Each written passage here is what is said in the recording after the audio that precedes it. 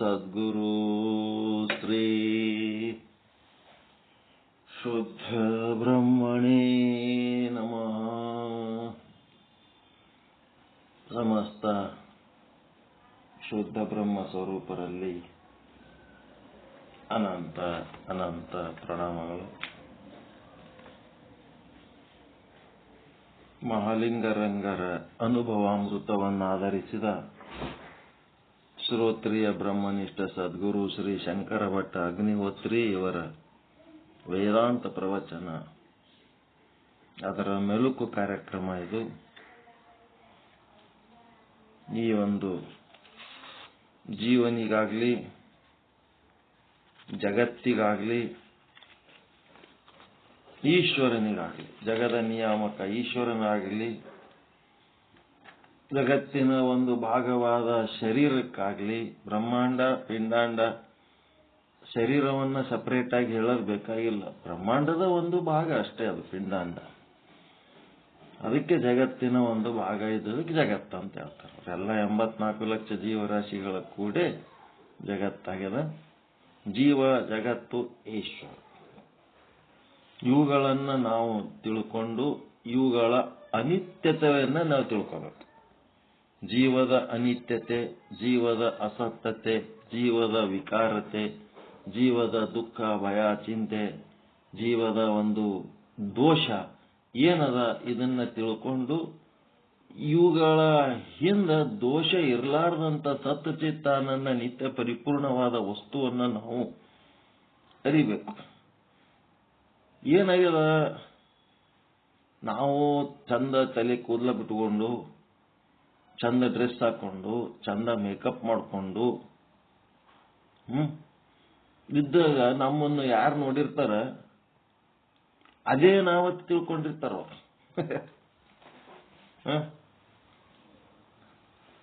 ತಲೆನ್ ಗಾಡ್ಡ, ತಲೆಗಿಂದ ಕೂದಲ ಗಾಡ್ಡ ಮೀಸಿ ಎಲ್ಲ ಬೋಳಿಸಿದ್ರೆ ಏನ್ ಆಕಾರ ಇರ್ತದ? ಮೂಲ ಒರಿಜಿನಾಲಿಟಿ, ದೇಹದ ಒರಿಜಿನಾಲಿಟಿ ಗೊತ್ತಾಗ್ತದಿಲ್ಲ. ತಲೆನ್ ಕೂದ್ಲಾಗಿದ್ಲ ಎಲ್ಲ ಬೋಳಿಸಿದ್ರ ಏನದ ಇದರದ ಲಕ್ಷಣ ಅಂತೇಳಿ ಗೊತ್ತಾಗ್ತದಿಲ್ಲ. ಅದು ಏನ್ ತಿಳ್ಕೊಂಡಿವ್ ನಾವು ಅನ್ನೋದು ಅದು ಸುಳ್ಳ. ಎಲ್ಲ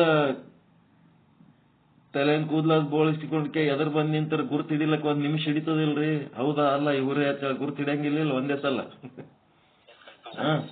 ಡ್ರೆಸ್ಗಳದು ಚೇಂಜ್ ಮಾಡಿಬಿಟ್ಟೇವೆ ಅಂದ್ರೆ ಗೊತ್ತಾಗಲ್ಲ. ನಾವೇನ್ ತಿಳ್ಕೊಂಡಿವಿ, ನಾರ್ಮಲ್ ಆಗಿ ಈ ತರ ಡ್ರೆಸ್ ಈ ಆಕಾರ ಇದ್ದವ್ರು ಇವರೇ ಅಂತೇಳಿ ನಮ್ ಬುದ್ಧಿ ಏನ್ ಮಾಡ್ಯದ, ವೃತ್ತಿ ಅದರ ಆಕಾರ ತಾಳಿ ಅದ್ರದ್ದೊಂದು ಫೋಟೋ ಇಟ್ಕೊಂಡದ, ಇವ್ರು ಅಂದ್ರೆ ಹಿಂಗೆ ಇರ್ತಾರ ಅಂತೇಳಿ.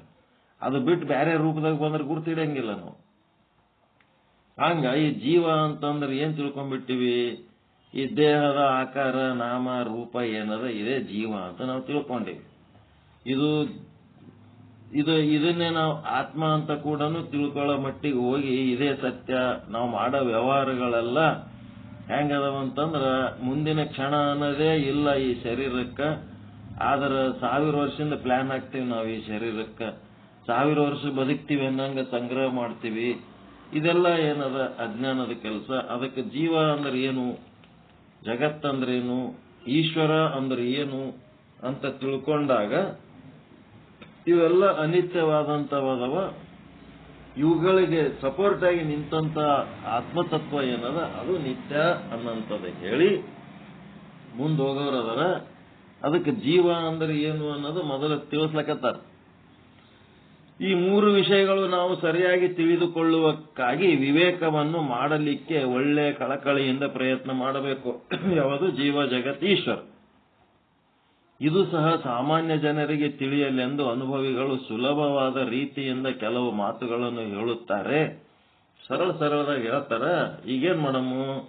ಸದ್ಯಕ್ಕೆ ಜೀವ ಎನ್ನುವ ವಿಷಯವನ್ನು ಇಟ್ಕೊಳ್ಳೋಣ. ಹೊಸು ಒಮ್ಮೆ ಹೆಂಗ ಒಂದೊಂದೇ ತಿಳ್ಕೋಬೇಕು. ಈಗ ಜೀವ ಅನ್ನೋದು ಇಟ್ಕೊಂಡು ಉಳಿದೆರಡು ಆಮೇಲೆ ನೋಡೋಣ. ಜೀವನೆಂದರೆ ಯಾರು? ಈ ಜೀವರ ವಿಷಯಕ್ಕೆ ನಮ್ಮ ಶಾಸ್ತ್ರಗಳಲ್ಲಿ ಬಹುವಿಧವಾಗಿ ಹೇಳಿಬಿಟ್ಟಿದ್ದಾರೆ. ಇದೀಗ ಹೇಳಿದಂತೆ ಈ ಜೀವನು ಪರಮಾತ್ಮನ ಪ್ರತಿಬಿಂಬ. ಜೀವ ಅಂದ್ರೆ ಪರಮಾತ್ಮನ ಪ್ರತಿಬಿಂಬ, ಆಭಾಸ ಅಂತ ಹೇಳಿವಿ ನಾವು. ವೇದಾಂತಿಗಳು ಹಂಗೆ ಹೇಳ್ಯಾರಲ್ರಿ. ಜೀವ ಅಂತಂದ್ರೆ ಶುದ್ಧ ಬ್ರಹ್ಮನಲ್ಲಿ ಒಂದು ಮೂಲ ಪ್ರಕೃತಿ ಅಂತದ. ಆ ಮೂಲ ಪ್ರಕೃತಿಯಲ್ಲಿ ಸತ್ವ, ರಜ, ತಮ ಅಂತ ಶುದ್ಧ ಸತ್ವಗುಣ, ಮಲಿನ ಸತ್ವಗುಣ, ತಮೋಗುಣ ಅಂತ ಮೂರದವ. ಆ ಮಲಿನ ಸತ್ವಗುಣದೊಳಗ ಆ ಬ್ರಹ್ಮನ ಪ್ರತಿಬಿಂಬ ಏನು ಉಂಟಾಗ್ತದ ಅದೇ ಜೀವ ಅಂತೇಳಿ ಹೇಳಿಕೊಂಡು ಬಂದೀವಿ. ಬಿಂಬ ಪ್ರತಿಬಿಂಬವಾದ ಎಂದು ಇದಕ್ಕೆ ಹೆಸರು. ಇದೊಂದು ವಾದವೇ ಇದೆ. ಕನ್ನಡಿಯಲ್ಲಿ ನಮ್ಮ ಮುಖದ ಪ್ರತಿಬಿಂಬ ಹೇಗೋ ಹಾಗೆಯೇ ಮಾಯೆಯಲ್ಲಿ ಬಿದ್ದ ಪರಮಾತ್ಮನ ಪ್ರತಿಬಿಂಬ ಜೀವನೆಂದರೆ ಶುದ್ಧ ಸತ್ವ ಪ್ರಧಾನ. ಅಲ್ಲೇನಾಗ್ತದ? ಶುದ್ಧ ಸತ್ವಗುಣ. ಸತ್ವಗುಣದೊಳಗ ಅದು ಒಂದು ಕನ್ನಡಿ ಪ್ರಕೃತಿ. ಅದರೊಳಗೆ ಬ್ರಹ್ಮನ ಪ್ರತಿಬಿಂಬ ಉಂಟಾಯ್ತಂದ್ರೆ ಅದು ಮಾಯೆ. ಅಂದ್ರೆ ಇಡೀ ವಿಶ್ವಕ್ಕೆ ಸಂಬಂಧಪಟ್ಟದ್ದು. ಅದು ಸಮಷ್ಟಿಗೆ ಸಂಬಂಧಪಟ್ಟದ್ದು. ಇದು ರಜೋಗುಣದೊಳಗಿರೋದು ವ್ಯಷ್ಟಿಗೆ ಸಂಬಂಧಪಟ್ಟದ್ದು. ಹಿಂಗಾಗಿ ಅಲ್ಲಿ ಪ್ರಕೃತಿ ಮಾಯೆಯಲ್ಲಿ ಉಂಟಾದ ಪರಮಾತ್ಮ ಚೈತನ್ಯಕ್ಕೆ ಈಶ್ವರ ಅಂತಾರ. ಜೀವನಿಗೆ ಏನಂತಾರ, ಈಶ್ವರನಿಗೆ ಏನ್ ಹೇಳ್ತಾರ, ಇಷ್ಟು ಗೊತ್ತಾದ್ಮೇಲೆ ಇಷ್ಟು ಉದ್ದವಿದೆ ಈ ವ್ಯಾಖ್ಯಾನ. ಮಲಿನ ಸತ್ವ ಪ್ರಧಾನವಾದ ಪ್ರಕೃತಿ ಅವಿದ್ಯೆಯಲ್ಲಿ ಉಂಟಾದಾಗ ಆ ಪರಮಾತ್ಮನ ಚೈತನ್ಯದ ಪ್ರತಿಬಿಂಬಕ್ಕೆ ಜೀವ ಎಂದು ಕರೆಯುತ್ತಾರೆ. ತಮ ಪ್ರಧಾನ ಪ್ರಕೃತಿಯಲ್ಲಿದ್ದು ಜಡ ಜಗತ್ತು ಹೀಗೆಲ್ಲ ಇವೇ ಶಾಸ್ತ್ರದಲ್ಲಿ ಸದ್ಯಕ್ಕೆ ಜೀವನ ಬಗ್ಗೆ ಶಾಸ್ತ್ರ ಇನ್ನೇನು ಹೇಳುತ್ತದೆ ನೋಡೋಣ. ಇದು ಬಿಡಿಸಿ ಹೇಳ್ರಿ. ನಾ ಓದಿನಿ ಇಲ್ಲಿದ್ದದ್ದು ಸರಳ ಭಾಷೆಯಲ್ಲಿ ಹೇಳಕ್ ಬರ್ಬೇಕಿದೆ. ನೀವೆಲ್ಲ ತಿಳ್ಕೊಂಡು ಗಟ್ಟಿ ಆಗ್ಬೇಕು. ಶುದ್ಧ ಬ್ರಹ್ಮ ಅಂತ ಒಬ್ಬ ಅದನ. ಅದ್ರೊಳಗ ಕಲ್ಪಿತ ಪ್ರಕೃತಿ ಅಂತ ಏನದ, ಅದು ಕಲ್ಪಿತ ಅದು. ಅದಕ್ಕ ಮೂಲ ಪ್ರಕೃತಿ ಅಂತಾರೆ, ಮಹಾಪ್ರಕೃತಿನೂ ಅಂತಾರೆ. ಆ ಮೂಲ ಪ್ರಕೃತಿ ಒಳಗೆ ಮೂರು ಗುಣ ಅದಾವ: ಸತ್ವಗುಣ, ರಜೋಗುಣ, ತಮೋಗುಣ. ಸತ್ವಗುಣ ಏನದ? ಅದಕ್ಕೇನಂತಾರ? ಶುದ್ಧ ಸತ್ವಗುಣ ಅಂತಾರ. ರಜೋಗುಣಕ್ಕೇನಂತಾರ?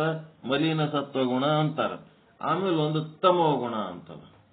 ಈಗ ಶುದ್ಧ ಸತ್ವಗುಣ ಅದೇ ಏನು?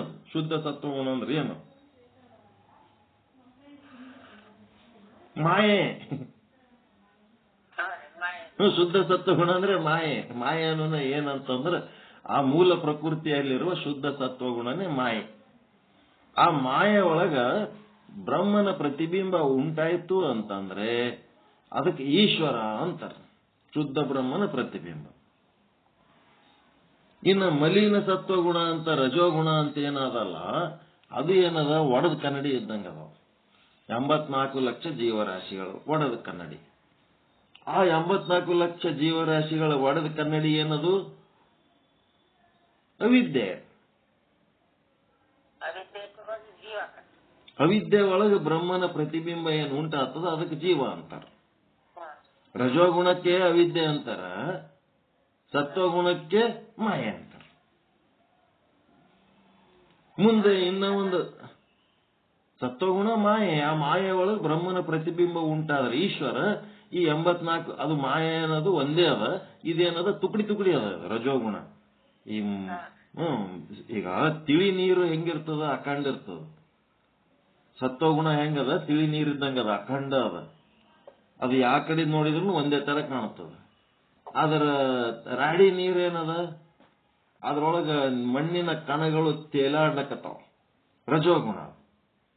ಅವು ಎಷ್ಟದಾವ? 84 ಲಕ್ಷ ಮಣ್ಣಿನ ಕಣಗಳು ರಾಡಿ ನೀರಾಗಿ. ಹಿಂಗಾಗಿ ಅದ ರಾಡಿ ರಾಡಿ ಆಗಿ ಕಾಣ್ಲಕತ್ತದ. ಆ ರಾಡಿ ನೀರೊಳಗ ಇವನು 84 ಲಕ್ಷ ಒಡದ ಕನ್ನಡಿ ಒಳಗ 84 ಲಕ್ಷ ತುಕಡಿ ಏನ್ ಕಾಣಕತ್ತವ, ಆ ಒಡಕ ಕನ್ನಡಿಗೆ ಅವಿದ್ಯೆ ಅಂತಾರ. ಆ ಅವಿದ್ಯೆ ಒಳಗೆ 84 ಲಕ್ಷ ಇವನ್ ಪ್ರತಿಬಿಂಬಗಳು ಏನದವ ಅವೇ ಜೀವಗಳು. ಬಿಂಬ ಒಂದೇ. ಆ ಈಶ್ವರನಲ್ಲಿರುವಂತ ಉಂಟಾಗುವುದಕ್ಕೂ ಅದೇ ಬ್ರಹ್ಮ, ಮತ್ತ ಈ ಜೀವ ಉಂಟಾದಕ್ಕೂ ಅದೇ ಬ್ರಹ್ಮ. ಇದಾದ್ಮೇಲೆ ಮುಂದೆ ತಮೋಗುಣ ಪ್ರಧಾನ ಪ್ರಕೃತಿ ಅಂತೇಳಿ ಏನದಲ್ಲ, ಇದು ಪಂಚಭೂತಾತ್ಮಕ ಜಗತ್ತು. ಪೃಥ್ವಿ, ಅಪ್ಪು, ತೇಜ, ಆಕಾಶ, ವಾಯು, ಬಯಲು ಮತ್ತಿನ್ನೇನು ಅದೆಲ್ಲ ಪಂಚಭೂತ. ಇಷ್ಟು ನಿಮಗೆ ಹೇಳಕ್ ಬರ್ಬೇಕು. ಮಾಯೆ ಅನ್ನೋನ ಏನು ಅಂತ ಗಾಬರಿ ಆಗ್ಬಾರ್ದು. ಮಾಯೆ ಅಂದ್ರೆ ತತ್ವಗುಣ, ಅವಿದ್ಯೆ ಅಂದ್ರೆ ಇದು ರಜೋಗುಣ.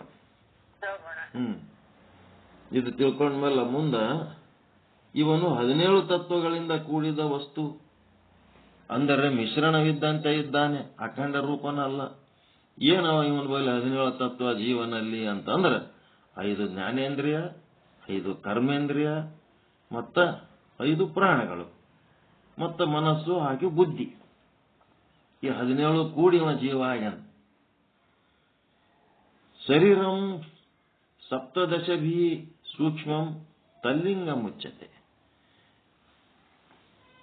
ಈ 17 ತತ್ವ ಕೂಡಿದ್ದಕ್ಕ ಜೀವ ಅಂತಾರೆ. 17 ತತ್ವಗಳ ಕೂಡಲ ಸಂಗಮ ಏನದ ಅದು ಜೀವ. ಜೀವದ ಒಂದನೇದೇನದ ಮೂಲ ಪ್ರಕೃತಿಯ ರಜೋಗುಣ ಅಂದ್ರೆ ಅವಿದ್ಯೆಯಲ್ಲಿ ಉಂಟಾಗುವ ಶುದ್ಧ ಬ್ರಹ್ಮನ ಪ್ರತಿಬಿಂಬ ಜೀವ ಒಂದು. ಎರಡನೇದೇನದ 17 ತತ್ವಗಳ ಮಿಶ್ರಣನೇ ಜೀವ. ಇದು ಎರಡನೇದ್ದಿದೆ. 5 ಕರ್ಮೇಂದ್ರಿಯ, 5 ಜ್ಞಾನೇಂದ್ರಿಯ, 5 ಪ್ರಾಣ ಮತ್ತು ಮನಸ್ಸು ಬುದ್ಧಿ, ಇವು 17 ಕೂಡಿದ್ರೆ ಜೀವ.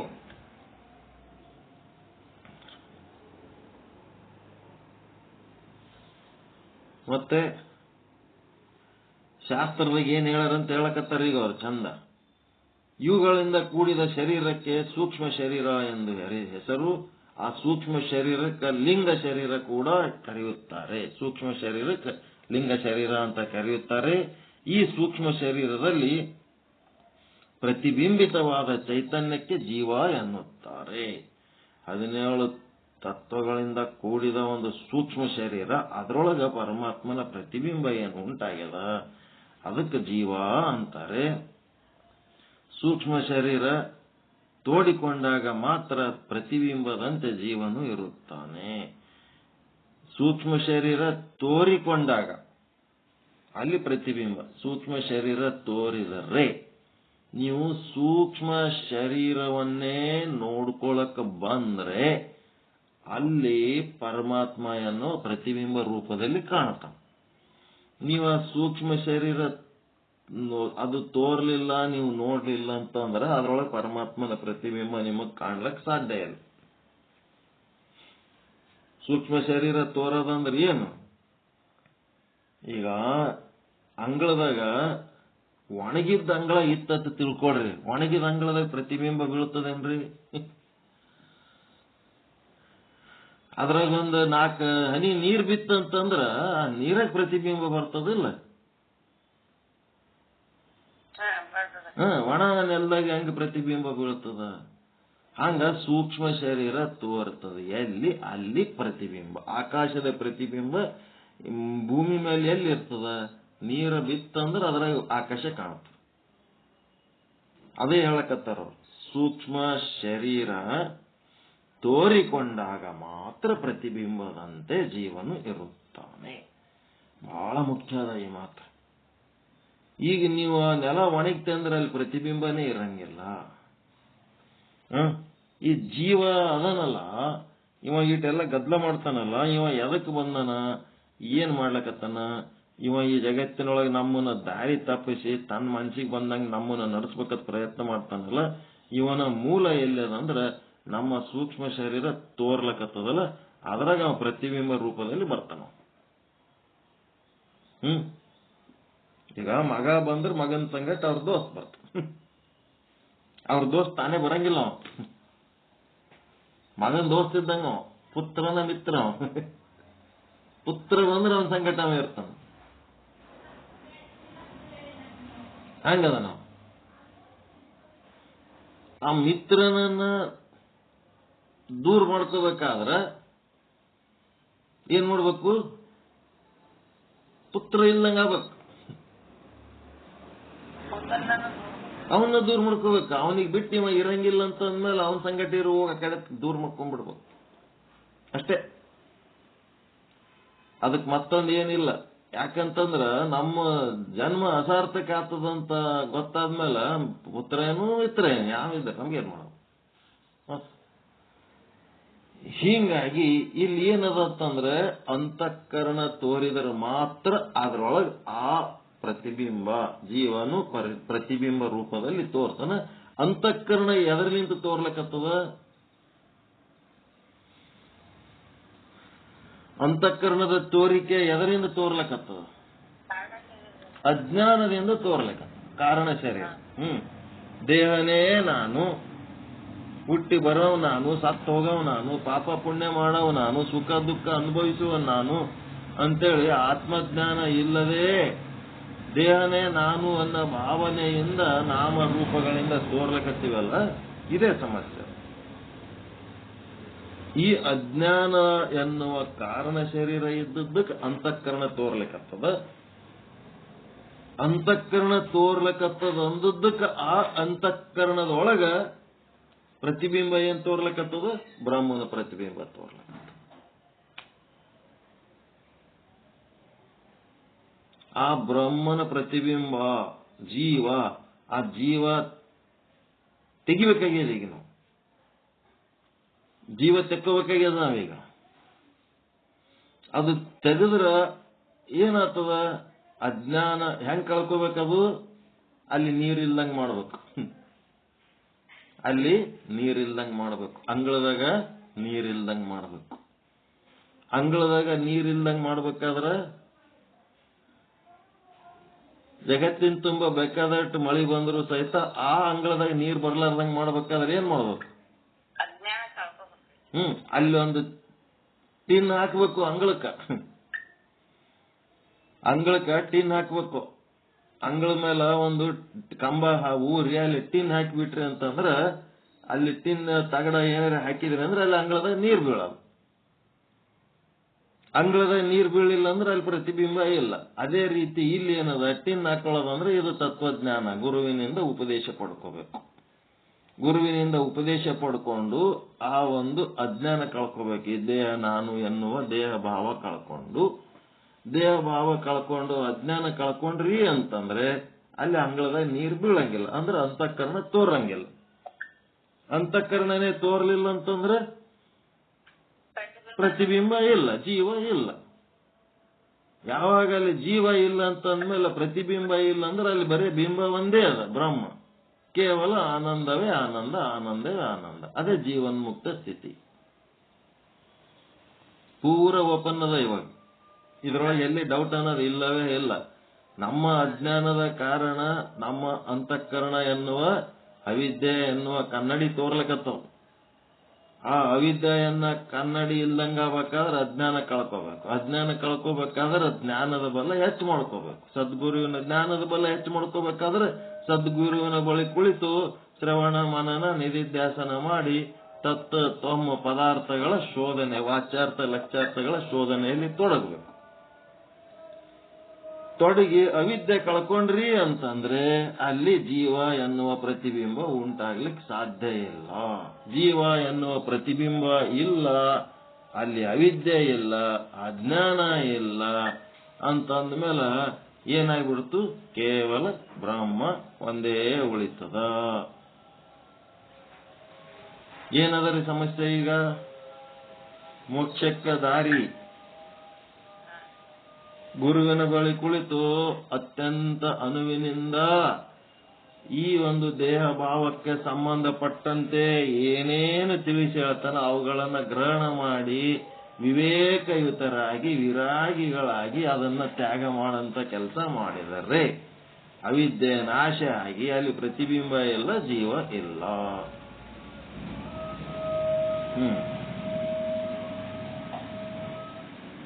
ಎಲ್ಲರ ಅಡ್ಡಿ ಅದೇನಿದ್ರಾಗ ತಿಳ್ಕೊಳಕ್ ಏನ್ರಿ ಸಮಸ್ಯೆ ಅದೇನು?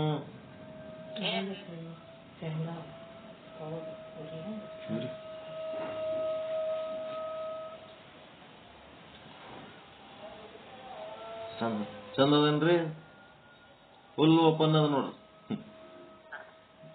ಜೀವ ಇಲ್ಲಂಗ್ ಮಾಡ್ಬೇಕಂತಂದ್ರೆ ಏನ್ ಗುರುಗಳೇ, ಎಷ್ಟು ವರ್ಷ ಆಯ್ತು, 25 ವರ್ಷ ಆಯ್ತು ನಿಂಬಲ್ಲಿ ಸೇವಾ ಮಾಡ್ಕೋತ ನೀವು ಹೇಳಿದ್ದು ಕೇಳ್ಕೋತ. ಅವೇನು ಸ್ಥಾನ ಸೇವೆ, ಸದ್ಭಾವ ಸೇವೆ, ಅಂಗ ಸೇವೆ, ಆಪ್ತ ಸೇವೆ ಅಂತ ಹೇಳಿರಿ. ಸೇವಾ ಮಾಡ್ಕೋತ ಹಿಂಗೆ ಈ ವರ್ಷ ಆದ್ರೂ ಏನೋ ಮೋಕ್ಷ ಆಗ್ತದ, ಪರಮಾನಂದ ಪ್ರಾಪ್ತಿ, ಸರ್ವ ದುಃಖ ನಿವೃತ್ತಿ ಅನ್ನಂತ ಮೋಕ್ಷ ಆಗ್ತದ ಅಂತ ಹೇಳಿರಿ. ಮನುಷ್ಯ ಜನ್ಮ ಸಾರ್ಥಕ ಆಗ್ತದ ಅಂತ ಹೇಳಿರಿ. ಏನೋ ಆತದತ್ತು ಬಂದು ನಿಂಬಲ್ಲಿ ಈ ವರ್ಷ ಆಯ್ತು ನಿಂತು ಮಾಡ್ತಾನೆ ಅದೀವಿ, ಎಲ್ಲಿ ಆಗ್ತಾನೆ ಇಲ್ಲ. ಇನ್ನ ಎಷ್ಟು ವರ್ಷ ರೀ ಇದೇ ಕೆಲಸ ಮಾಡ್ಕೊತಿರ್ಬೇಕು ಅಂತ ಶಿಷ್ಯ ಕೇಳಿದ್ನಂತ ಗುರುಗಳಿಗೆ. ಅದಕ್ಕೆ ಗುರುಗಳು ಹೇಳಿದ್ರಂತ, ನಾನಿರೋ ತನಕ ನಿನಗೆ ಮೋಕ್ಷ ಆಗಲ್ಲಪ್ಪ, ನಾನು ಆದ್ಮೇಲೆ ನಿನಗೆ ಮೋಕ್ಷ ಆಗ್ತದ. ಹೇಗಪ್ಪ ಶಿವ, ನನಗ್ ಮೋಕ್ಷ ಆಗದೆ ಬೇಡ ಯಪ್ಪ, ನೀವ್ ಆದೆ ಅಂತಂದ್ರ ನನಗೆ ಯಾರು ಕಾಯ್ತಾರ? ನನಗಿರ್ಲಕ್ಕೆ ನೆಮ್ಮದಿ ಸುಖ ನಿನ್ಲಿತ್ತೆ ಅದ ಈ ಜನ್ಮದಾಗ. ನೀನೇ ವಾದೆ ಅಂದ್ರೆ ನನಗೆ ಯಾರು ಕಾಯ್ತಾರೋ ಮಾರಾಯ? ನೀ ಮಾತ್ರ ಹೋಗೋದು ಬೇಡ, ನನಗ್ ಮೋಕ್ಷ ಆಗೋದು ಬೇಡ. ಹಂಗಲ್ಲೋ ತಮ್ಮ, ನಾನು ಅಂತಂದ್ರ ನಿನ್ನೊಳಗಿನ ಜೀವ ಭಾವ, ನಾನು ಅಂತೇನದ ಅಲ್ಲ, ಈ ಪ್ರತಿಬಿಂಬ ರೂಪವಾದ ಆಭಾಸ, ಅಲ್ಲಿ ಜೀವ ನಾನು ಅಂತೇಳಿ ಅಂದು ಆ ಮೂಲ ಸ್ವರೂಪದಲ್ಲಿರುವ ಆತ್ಮದ ನಾನು ಅನ್ನಂಥದನ್ನ ಮರಿಸಿಟ್ಟದಲ್ಲ, ಅದನ್ನ ಕಳ್ಕೊಳ್ಳೋ ತನಕ ಇದು ಹೋಗಲ್ಲಪ್ಪ. ಜೀವ ಆತ್ಮ, ಜೀವಾತ್ಮ ಅಂತಾರ ನೋಡ್ರಿ. ಬರೇ ಜೀವನು ಅನ್ನಲ್ಲ, ಬರೇ ಆತ್ಮನು ಅನ್ನಲ್ಲ, ಜೀವಾತ್ಮ. ಮರುವಿನಾಗಿದ್ದಕ್ಕೆ ಜೀವ, ಅರಿವಿನಾಗ ಬಂದ್ರೆ ಆತ್ಮ. ವಸ್ತು ಒಂದೇ. ತುಂಬುವ ಬಟ್ಟಲು ಬೇರಲ್ಲ, ನೋಡುವ ದರ್ಪಣ ಬೇರಲ್ಲ. ಅದು ಕಂಚು, ಇದು ಕಂಚು.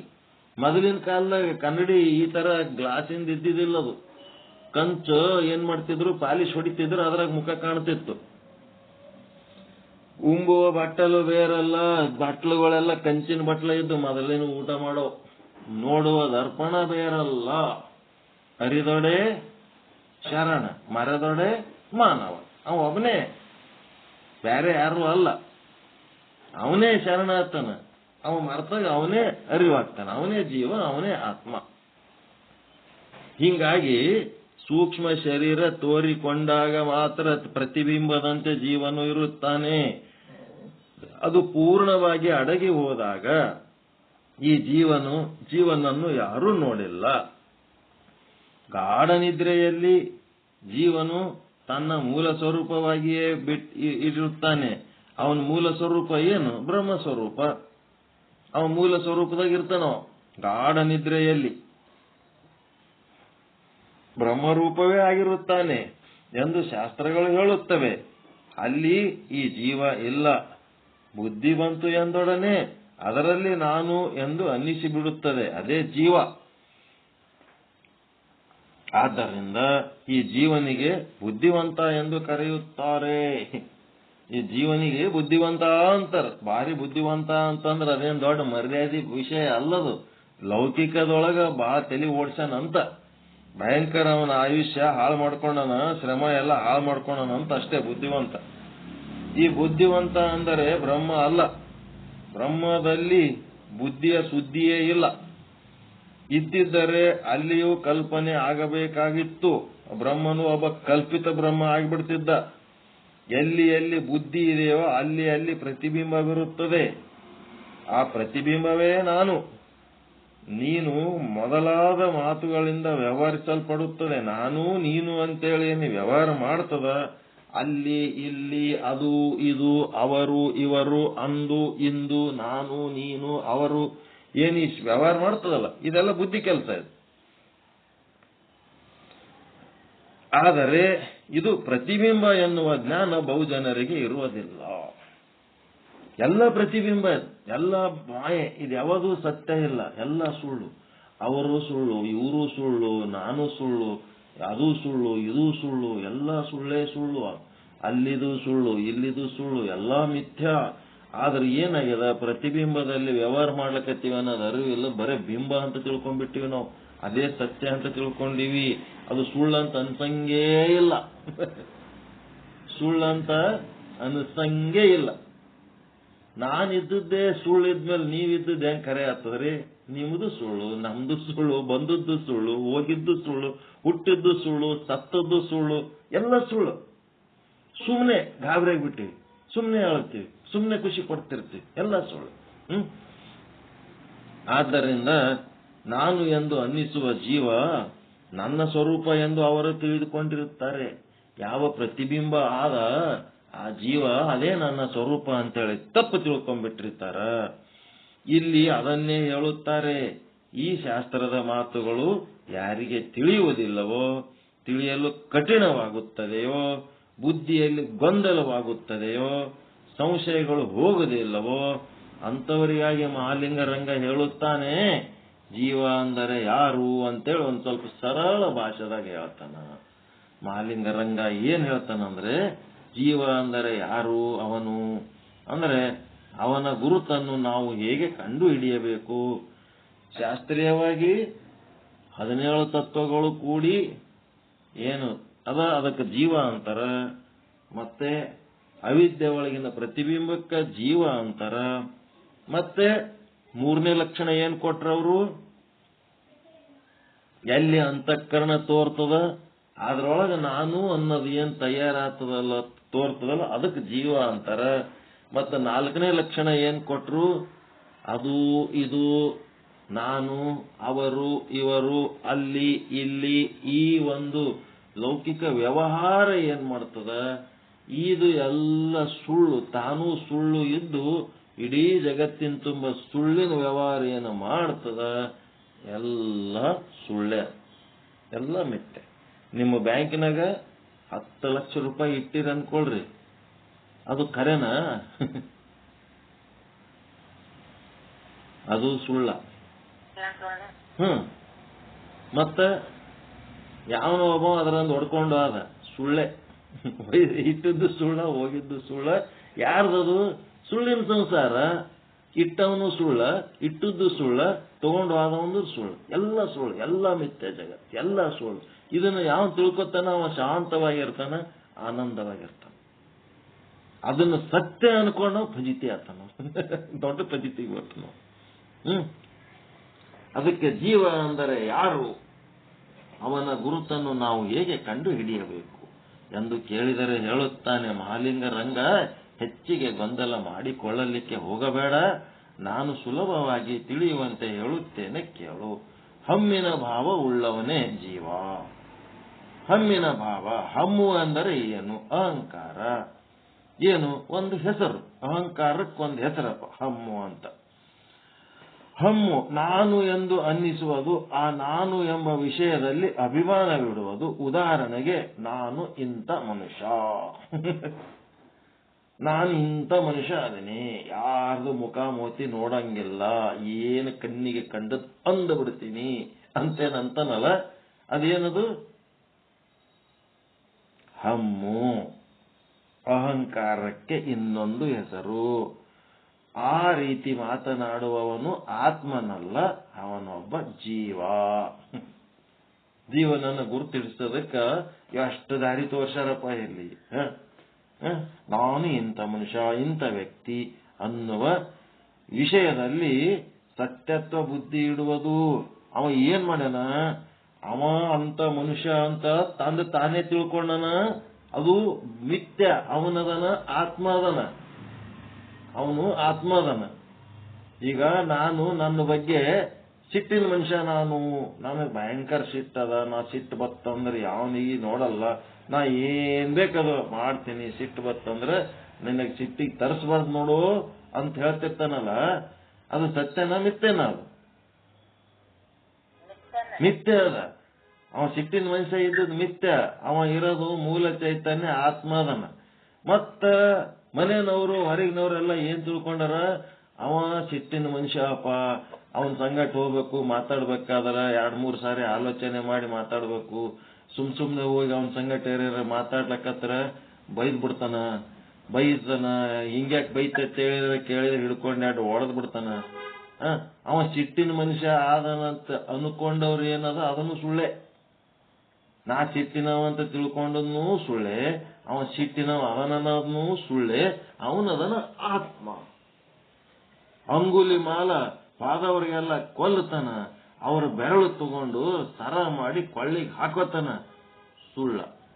ಬುದ್ಧಗೆ ಸುಳ್ಳ, ಜ್ಞಾನಿಗೆ ಅದು ಸುಳ್ಳ. ಅವ ಏನಂದ? ಸುಳ್ಳಂದ. ಅವ ಆತ್ಮ ಅದನು. ನನ್ನಂಗೆ ಅವನದನ್ನ, ಅವನಂಗೆ ನಾನದೇ. ಅದೆಲ್ಲ ಸುಳ್ಳ.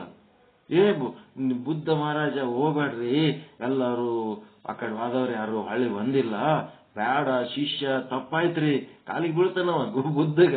ಅಪ್ಪ ಈ ಕಡೆ ಗಂಗುಲಿ ಮಾಲ ಅದನ್ನತ್ತೇಳಿ ಸುದ್ದಿ ಹೇಳಿದ್ದೇ ನಾನ್ ತಪ್ಪಾಯ್ತು, ನೀನು ಆ ಕಡೆ ಹೋಗ್ಲಕತ್ತಲ್ವ ಮಾರಾಯ, ಬೇಡ ಮಾರಾಯ ಅಂದ್ರೆ ಬುದ್ಧ ಹೇಳ್ತಿದ್ದ ಏನಂತಾನ, ನಾನು ಯಾದಾರಿ ಹಿಡ್ಕೊಂಡು ಯಾಕಡೆ ಓದ್ತಿದ್ನೋ ನನಗ್ ಗೊತ್ತಿಲ್ಲ, ಆದ್ರೆ ನೀನ್ ಯಾವಾಗ ಇಲ್ಲೊಬ್ಬ ಅಂಗುಲಿ ಮಾಲ ಅದನ ಅಂತ ಹೇಳಿದ್ಮೇಲೆ ಅಲ್ಲಿ ನಾನು ಹೋಗ್ಲೇಬೇಕಾದ ಅವಶ್ಯಕತೆ ಉಂಟಾಗ್ಯದ, ನಾನು ಓದ್ತೀನಿ ಅಂದ.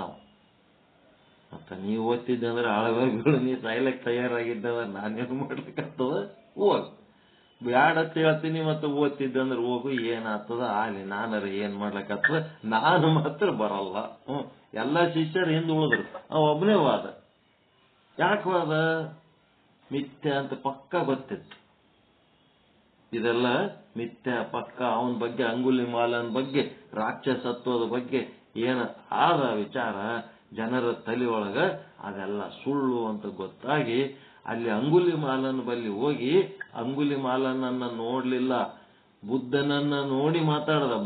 ಬುದ್ಧನ ಜೊತೆಗೆ ಮಾತಾಡದ. ತಾನೂ ಬುದ್ಧ, ಅಂಗುಲಿ ಮಾಲನ ಒಳಗಿರೋನು ಬುದ್ಧ. ಹಿಂಗ ನೋಡಿದಾಗ ಅಲ್ಲಿ ಸಮಸ್ಯೆ ಆಗಂಗಿಲ್ಲ. ಅದಕ್ಕೇನು ಹೇಳಿದ್ರು, ನಾನು ಇಂಥ ಮನುಷ್ಯ, ಇಂಥ ವ್ಯಕ್ತಿ ಅನ್ನುವ ಈ ವಿಷಯದಲ್ಲಿ ಸತ್ಯತ್ವ ಬುದ್ಧಿ ಇಡುವುದು ಇದೇ ನಿಜವೆಂದು ತಿಳಿದು ಮುಂದೆ ವ್ಯವಹರಿಸುವವನು ತನ್ನ ಮನಸ್ಸಿಗೆ ಬಂದಂತೆ. ಅಂದರೆ ಜೀವನ ವ್ಯಾಖ್ಯ ಅಂದರೆ ಇಷ್ಟೇ. ನಾನು ಎಂದು ನಿನಗೆ ಅನ್ನಿಸುತ್ತಿದೆ ಅಲ್ಲವೋ? ಶಾಸ್ತ್ರವನ್ನು ಓದದಿದ್ದರೂ ನಾನು ಎಂದು ನಿನಗೆ ಅನ್ನಿಸುತ್ತದೆಯೋ ಇಲ್ಲವೋ? ಏನ್ ಶಾಸ್ತ್ರ ಓದಿದವರಿಗೆ ನಾನು ಅನ್ನಿಸ್ತದ, ಓದ್ಲಾರ್ದವ್ರಿಗೆ ನಾನು ಅನ್ಸಂಗಿಲ್ಲೇನು? ನಾನು ಅಂತ ಎಲ್ಲರಿಗೆ ಅನಿಸ್ತದ. ನಾನು ಅಂತ ಓದಿನಿ ಇಂಥ ಓದಿನಿ ಅಂತೇನು ಹೇಳ್ತಾರಲ್ಲ, ಅದು ಅನ್ನಿಸ್ತದಲ್ಲ. ಯಾಕೆಂದ್ರೆ ವ್ಯವಹಾರ ಮಾಡುತ್ತಿ ನೋಡು, ಆಗ ನಾನು ಅಂತ ನಿನಗೆ ಅನ್ನಿಸ್ಲೇಬೇಕು.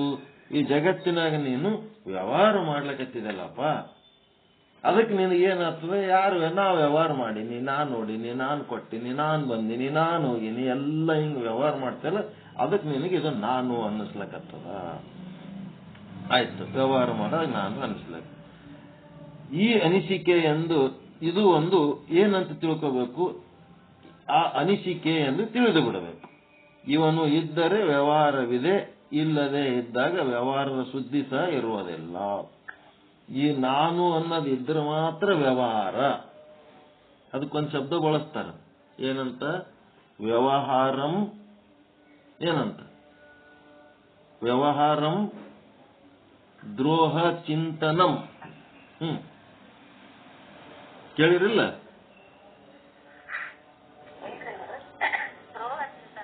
ವ್ಯವಹಾರಂ ದ್ರೋಹ ಚಿಂತನಂ. ದ್ರೋಹ ಅಂತಂದ್ರ ನಾನೇ ಬೇರೆ, ನೀನೇ ಬೇರೆ. ಭೇದ ಭಾವ ಎಲ್ಲಿ ಆದ ಅಲ್ಲಿ ಮಾತ್ರ ವ್ಯವಹಾರ ಮಾಡ್ಲಿಕ್ಕೆ ಸಾಧ್ಯ ಅದು.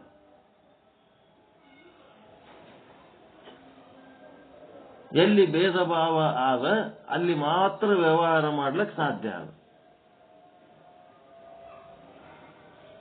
ಅಲ್ಲಿ ವ್ಯವಹಾರ ಇಲ್ಲ ಅಂತಂದ್ರೆ ಅಖಂಡ ಬ್ರಹ್ಮ ಒಬ್ಬನೇ ಅದನ.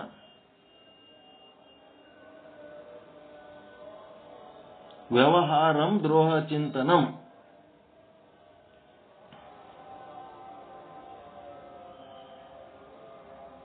ದ್ರೋಹ ಚಿಂತನ ಅಂದ್ರೆ ನಾನೇ ಬೇರೆ ನೀನೇ ಬೇರೆ, ಇಬ್ಬರು ಕೂಡಿ ವ್ಯವಹಾರ ಮಾಡ್ತಿರ್ತಾರ.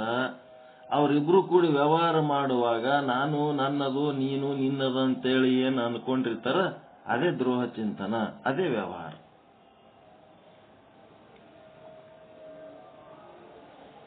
ಅದಕ್ಕೆ ಈ ವ್ಯವಹಾರ ಮಾಡುವ ಬುದ್ಧಿ ಯಾವಾಗ ಅಂತಂದ್ರೆ ಈ ನಾನು ಅನ್ನೋದಿದ್ದಾಗಲೇ ಈ ತರ ಮಾಡ್ಲಿಕ್ಕೆ ಸಾಧ್ಯ ಅದ.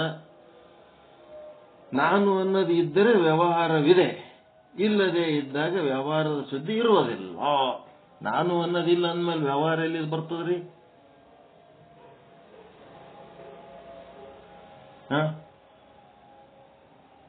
ನಾನು ಅನ್ನೋದು ಇದ್ದದಕ್ಕೆ ನೀನು ಅನ್ನೋದು ಉಂಟಾಯ್ತಾ ಇಲ್ಲ? ಜಡ ಅಂತ ಅಂದದಕ್ಕೆ ಚೇತನ ಅಂತ ಉಂಟಾಯ್ತಾ ಇಲ್ಲ? ಪಾಪ ಅನ್ನೋದು ಉಂಟಾದಕ್ಕೆ ಪುಣ್ಯ ಅಂತ ಉಂಟಾಯ್ತು, ಬೆಳಕು ಅಂದಿದ್ದಕ್ಕೆ ಕತ್ತಲ ಉಂಟಾಯ್ತು. ಎಲ್ಲ ದ್ವಂದ್ವಗಳದಾವ ಇವು. ಅವ ಪರಮಾತ್ಮ ಈ ದ್ವಂದ್ವದೊಳಗದಾನೆ, ನಾವು ದ್ವಂದ್ವಾತೀತದ ನಾವು. ದ್ವಂದ್ವಾತೀತ. ನಾನು ನೀನು ಅನ್ನೋದೆಲ್ಲ ಬಿಟ್ಟು ಅದಕ್ಕಿಂತ ಮ್ಯಾಲ ಹೋದ್ರೆ ಅವ ಸಿಗ್ತಾನ. ಎಲ್ಲಿ ತನಕ ಈ ದ್ವಂದ್ವದಾಗಿರ್ತೀವಿ, ಡ್ಯುಯಾಲಿಟಿ ಅಂತಾರೆ ಇದಕ್ಕೆ, DUALITY. ಈ ಡ್ಯುಯಾಲಿಟಿ ಒಳಗೆ ಎಲ್ಲಿ ತನ ಇರ್ತೀವಿ ಅಲ್ಲಿ ತನ ಅವ ಸಿಗಂಗಿಲ್ಲ. ಈ ಡ್ಯುಯಾಲಿಟಿ ನಿಂತ ಮ್ಯಾಲ ಹೋಗ್ಬೇಕು ನಾವು. ಸತ್ಯ ಅಂತ ಎದಕ್ ಬತ್ತು? ಮಿಥ್ಯ ಅನ್ನೋದಕ್ಕೆ. ಸತ್ಯದಾಗನೂ ಇಲ್ಲ, ಮಿಥ್ಯದಾಗನೂ ಇಲ್ಲ, ಅದಕ್ಕೆ ಮೀರಿದವದನ. ಸಿದ್ದೇಶ್ವರ ಸ್ವಾಮಿಗಳು ಲಾಸ್ಟಿಗೆ ಹೋಗಾಗ ಹೇಳೋದ್ರು, ಸತ್ಯವೂ ಇಲ್ಲ, ಮಿಥ್ಯವೂ ಇಲ್ಲ, ನಾನು ಇಲ್ಲ, ನೀನು ಇಲ್ಲ, ಎಲ್ಲ ದ್ವಂದ್ವಗಳು ಹೇಳಿ ಹೋಗ್ಬಿಟ್ರು ಅವರು. ಈ ಯಾವ ದ್ವಂದ್ವದೊಳಗೂ ಅವನಿಲ್ಲ, ಅವ ದ್ವಂದ್ವಾತೀತ ಅದನಂತ ಹೇಳಿ ಹೋಗ್ಬಿಟ್ರು ಅವ್ರು ಲಾಸ್ಟಿಗೆ. ಎಲ್ಲ ಸುಳ್ಳಂತ.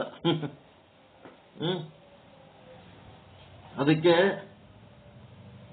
ಆ ಅನಿಸಿಕೆ, ಅದು ಒಂದು ಅನಿಸಿಕೆ, ನಾನು ಅಂತ ತಿಳ್ಕೋಬೇಕು. ಅವನಿದ್ರೆ ವ್ಯವಹಾರ. ಗಾಢ ನಿದ್ರೆಯಲ್ಲಿ ಯಾವ ವ್ಯವಹಾರವನ್ನು ಯಾರೂ ಮಾಡಲಾರರು. ಇದನ್ನ ಲಕ್ಷ್ಯದಲ್ಲಿ ಇಡ್ರಿ. ಅಂದರೆ ಈ ಜೀವ ಎಂಬುವವನಿದ್ದಾನಲ್ಲ, ಇವನಿಗೆ ಹೋಗುವುದು, ಬರಗುವುದು, ಅಡಗುವುದು, ತೋರುವುದು ಇವೆಲ್ಲ ಇವೆ. ದುಃಖ ಪಡುವುದು ಇದೆ, ಸುಖ ಅನುಭವಿಸೋದು ಇದೆ, ಭಯ ಪಡುವುದು ಇದೆ, ಮೋಹ ಹೊಂದುವುದು ಇದೆ, ಜೊತೆಗೆ ವಿರಕ್ತನಾಗುವುದು ಇದೆ, ಭಯ ಪಡುವುದು ಇದೆ. ಮತ್ತೇನದ?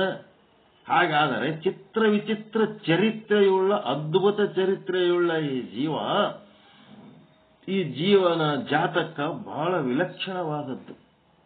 ಭಾರಿ ವಿಚಿತ್ರದ ಇವನು ಜಾತಕ. ಇವನ ಚರಿತ್ರೆ ಎಷ್ಟು ವಿಚಿತ್ರ ಆದ ಅನ್ನೋದು ಹೇಳ್ತೀನಿ ಬರ್ರಿ ಅಪ್ಪ. ಜೀವ ಅಂದ್ರೆ ಏನಂತೇಳಿ ಸಂಶೋಧನೆ ಮಾಡ್ಕೊತ ಹೊಂಟಾರ ಇಲ್ಲಿ.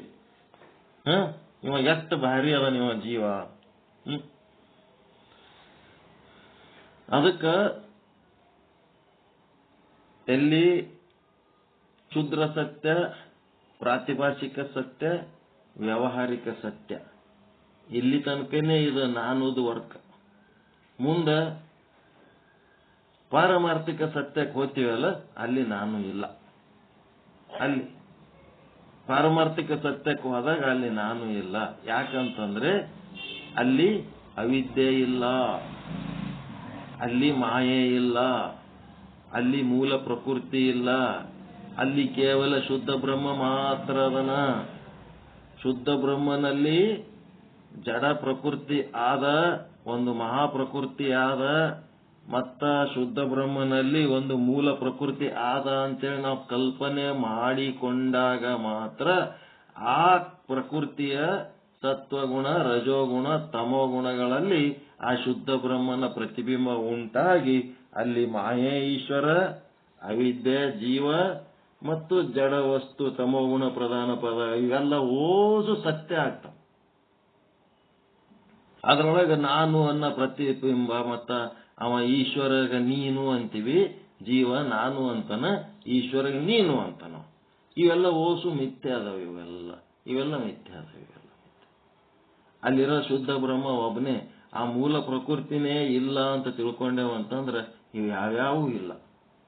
ಕಲ್ಪನೆ ಮಾಡ್ಕೊಂಡದಕ್ಕೆ ಇಷ್ಟು ಸಮಸ್ಯೆ ಆಗ್ಯದ ನಮಗೆ. ಇದೆಲ್ಲ ಸುಳ್ಳನ್ನೋದು ನಾವು ಮಾಡ್ಕೋಬೇಕು. ಸುಳ್ಳನ್ನ ಸುಳ್ಳಂತ ತಿಳ್ಕೋಬೇಕು, ಸತ್ಯವನ್ನ ಸತ್ಯವಂತ ತಿಳ್ಕೋಬೇಕು. ಇದಕ್ಕೆ ವಿವೇಕ ಅಂತಾರೆ. ಇಂಥ ಒಂದು ಜೀವ, ಕಲ್ಪಿತ ಜೀವ ಬಂದು ಇಷ್ಟೊಂದು ಅಗಾಧವಾದ ಲೀಲೆ ಮಾಡ್ತಾನ ಈ ಭೂಮಿ ಮೇಲ. ಅವನಿಗೆ ತನ್ನದೇ ಆದ ಒಂದು ಇರುವಿಕೆ ಇಲ್ಲ, ಸ್ವತಂತ್ರ ಇಲ್ಲ, ಏನೇನು ಇಲ್ಲ. ಜ್ಞಾನ ಬತ್ತಂದ್ರೆ ಸರ್ವ ನಾಶ ಆಗಿ ಹೋಗ್ಬಿಡ್ತಾನ. ಜ್ಞಾನ ಬತ್ತು ಅಂದ್ರೆ ಅಜ್ಞಾನ ನಾಶ. ಅಜ್ಞಾನ ಎನ್ನುವ ಕಾರಣ ಶರೀರ ನಾಶ ಆಯ್ತಂದ್ರ ಕಾರಣ ಶರೀರದಿಂದ ಕಾಣುವ ಒಂದು ಸಣ್ಣ ಆವರಣ ಅದು ಅಂತಃಕರಣ. ಆ ಅಂತಃಕರಣದೊಳಗ ಪರಮಾತ್ಮನ ಪ್ರತಿಬಿಂಬ ರೂಪದಲ್ಲಿ ಒಂದು ಜೀವ ಅಂತ ಬಂದು ಇಷ್ಟು ಕೆಲಸ ಮಾಡ್ತದೆ. ಯಾಕಂದ್ರೆ ನಮ್ಮ ಅಜ್ಞಾನದ ಕಾರಣ, ಕಲ್ಪಿತ ಪ್ರಕೃತಿಯ ಕಾರಣ. ಅಲ್ಲಿ ಒಂದು ಪ್ರಕೃತಿ ಆದಂತೇಳಿ ನಾವು ಅದನ್ನೇ ಸತ್ಯ ಅಂತ ತಿಳ್ಕೊಂಡ ಕಾರಣ ಈ ಸಮಸ್ಯೆ ಆಗ್ಲಕತ್ತದ. ಬ್ರಹ್ಮ ಸತ್ಯ, ಜಗನ್ಮಿಥ್ಯಾ. ಆ ಪ್ರತಿಬಿಂಬ ಆದಲ್ಲ, ಪ್ರತಿಬಿಂಬ ಜೀವ ಅಂತೀವಲ್ಲ, ಜೀವ ಯಾರ್ದದು? ಯಾರ ಪ್ರತಿಬಿಂಬ ಅದು? ಬ್ರಹ್ಮನ ಪ್ರತಿಬಿಂಬ. ಬ್ರಹ್ಮನೇ ಜೀವನಾಗೇನಲ್ಲಿ ಪ್ರತಿಬಿಂಬ ರೂಪದೊಳಗ. ಜೀವೋ ಬ್ರಹ್ಮ ಇವ ನಾಪರಃ. ಅವ ಬ್ರಹ್ಮ ಸ್ವರೂಪದಲ್ಲಿ ಇದ್ದಾಗ ಪರಮಾನಂದ ಪ್ರಾಪ್ತಿ, ಸರ್ವ ದುಃಖ ನಿವೃತ್ತಿ ರೂಪ ಮೋಕ್ಷದಾಗದನ. ಅವ ಹೋಗಿ ಪ್ರತಿಬಿಂಬ ಆಗಿದ್ದಕ್ಕ ಈಟ್ ಗದಲಕ್ ಬಿದ್ದಾನ. ಇಲ್ಲೇನು ಒದ್ದಾಡ್ಲಕತ್ತಾನ ಜೀವ? ಬ್ಯಾರೆ ಯಾರು ಅಲ್ಲ, ಬ್ರಹ್ಮನ ಪ್ರತಿಬಿಂಬನೇ ಅದನ, ಬ್ರಹ್ಮನೇ ಅದನ. ಅವ ಇದ್ದಿದ್ದಿಲ್ಲ ಅಂದ್ರೆ ಇಲ್ಲಿ ಆ ಪ್ರತಿಬಿಂಬ ಬೀಳ್ತಿತ್ತು. ಅದಕ್ಕ ಈ ಜೀವ ಬ್ರಹ್ಮನ ಸ್ವರೂಪ ಮರ್ತದಕ್ಕ ಏನಾಗ್ತಾನ? ಕ್ಷಣಂ ಬಾಲೋ ಭೂತ್ವ. ಅವನೇನಾಗ್ತಾನ? ಒಂದ್ ಸ್ವಲ್ಪ ಸಣ್ಣ ಹುಡುಗ ಆದಂಗ ಆತನ. ಕ್ಷಣಂ ಬಾಲೋ ಭೂತ್ವ. ಒಂದ್ ಸೆಕೆಂಡ್ ಚಾಲು ಆಗಿ ಬಂದ್ ಮಾಡ್ಬೇಕು. ಚಾಲು ಮಾಡಿ ಹೋಗ್ಬಿಡ್ತಾರ.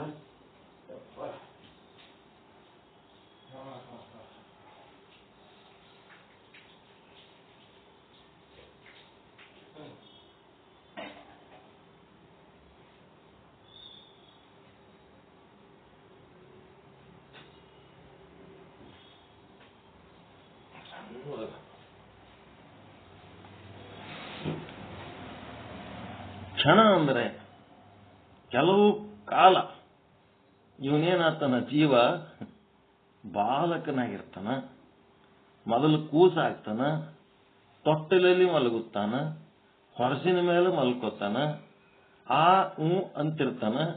ಅದಕ್ಕೆ ಯಾವ ಜ್ಞಾನವೂ ಇರುವುದಿಲ್ಲ. ಆಮೇಲೆ ಕೂಡಲು ಬರುತ್ತದೆ, ಅಂಬೆಗಾಲು ಇಡಲು ಆರಂಭಿಸುತ್ತದೆ, ಆಮೇಲೆ ಏನೇನೋ ಮಾಡುತ್ತದೆ. ಇದು ಎಲ್ಲ ಜೀವನ ಚರಿತ್ರೆಯೇ. ಎಂತ ಅದ್ಭುತ ಚರಿತ್ರೆ ಇದು. ಕ್ಷಣಂ ಬಾಲೋ ಭೂತ್ವ. ಬಾಲಕನಾದಾಗ ಹಾಗೇನೋ ಕಲಿಯುವುದು, ಗೆಳೆಯರು, ಅದು ಇದು, ಉಣ್ಣುವುದು, ತಿನ್ನುವುದು, ಆಡುವುದು, ಓದುವುದು, ಬರೆಯುವುದು, ಇಷ್ಟೇ ಕೆಲಸ. ಮನೆತನದ ಚಿಂತೆ ಇಲ್ಲ, ವ್ಯವಹಾರ ಮಾಡುವುದು ಇಲ್ಲ, ಗಳಿಸಬೇಕನ್ನುವುದು ಇಲ್ಲ. ಬಹಳ ನಿಶ್ಚಿಂತೆಯಿಂದ ಇರುತ್ತಾನೆ, ಬಹಳ ನಿಶ್ಚಿಂತೆಯಿಂದ ಇರುತ್ತಾನೆ. ಯಾರೇ ಆಗಲಿ ಆ ವಯಸ್ಸಿನಲ್ಲಿ ಐಶ್ವರ್ಯ ಬೇಕಾದಷ್ಟು ಮನೆಯಲ್ಲಿ ಇದ್ದರೆ ನಾವು ಶ್ರೀಮಂತರು ಅನ್ನುವ ಅಭಿಮಾನ ಅವನ ಅಪ್ಪನಿಗೆ ಇದೆ ಹೊರತು ಅವನಿಗಿಲ್ಲ.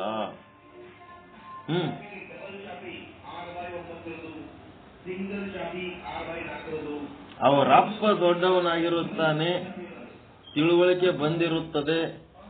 ಬಡವನ ಮಗನಿಗೆ ನಾವು ಬಡತನದಲ್ಲಿ ಕಾಲ ಕಳೆಯುತ್ತಿದ್ದೇವೆ ಎಂದು ಅವನಿಗೆ ಅನ್ನಿಸುವುದೇ ಇಲ್ಲ. ಸಣ್ಣ ಹುಡುಗ ಬಾಲಕನಿದ್ದಾಗ ನಾ ಬಡವಂತನೂ ಅನ್ಸಂಗಿಲ್ಲ, ನಾ ಶ್ರೀಮಂತಂತನೂ ಅನ್ಸಂಗಿಲ್ಲ. ಅವ್ರ ಅಪ್ಪಗೆ ಬಡತನ ಸಿರಿತನ ಇರ್ತದ. ಆ ರೀತಿ ಬಾಲಕನಾಗಿರ್ತಾನ. ಯಾವುದೂ ಇಲ್ಲವೇ ಇಲ್ಲ. ನೋಡಿರಿ, ಇಂಥದ್ದೊಂದು ಕಾಲ, ಸಮಯ, ಅವಸ್ಥೆ ಪ್ರಥಮದಲ್ಲಿ ಎಲ್ಲರಿಗೂ ಬರುತ್ತದೆ. ಎಲ್ಲರೂ ಹಾಗೇ ಇರುತ್ತಾರೆ. ನಾವು ನೀವು ಹಾಗೇ ಇದ್ದವರೇ, ಮುಂದೆ ಹುಟ್ಟುವವರು ಹಾಗೆಯೇ.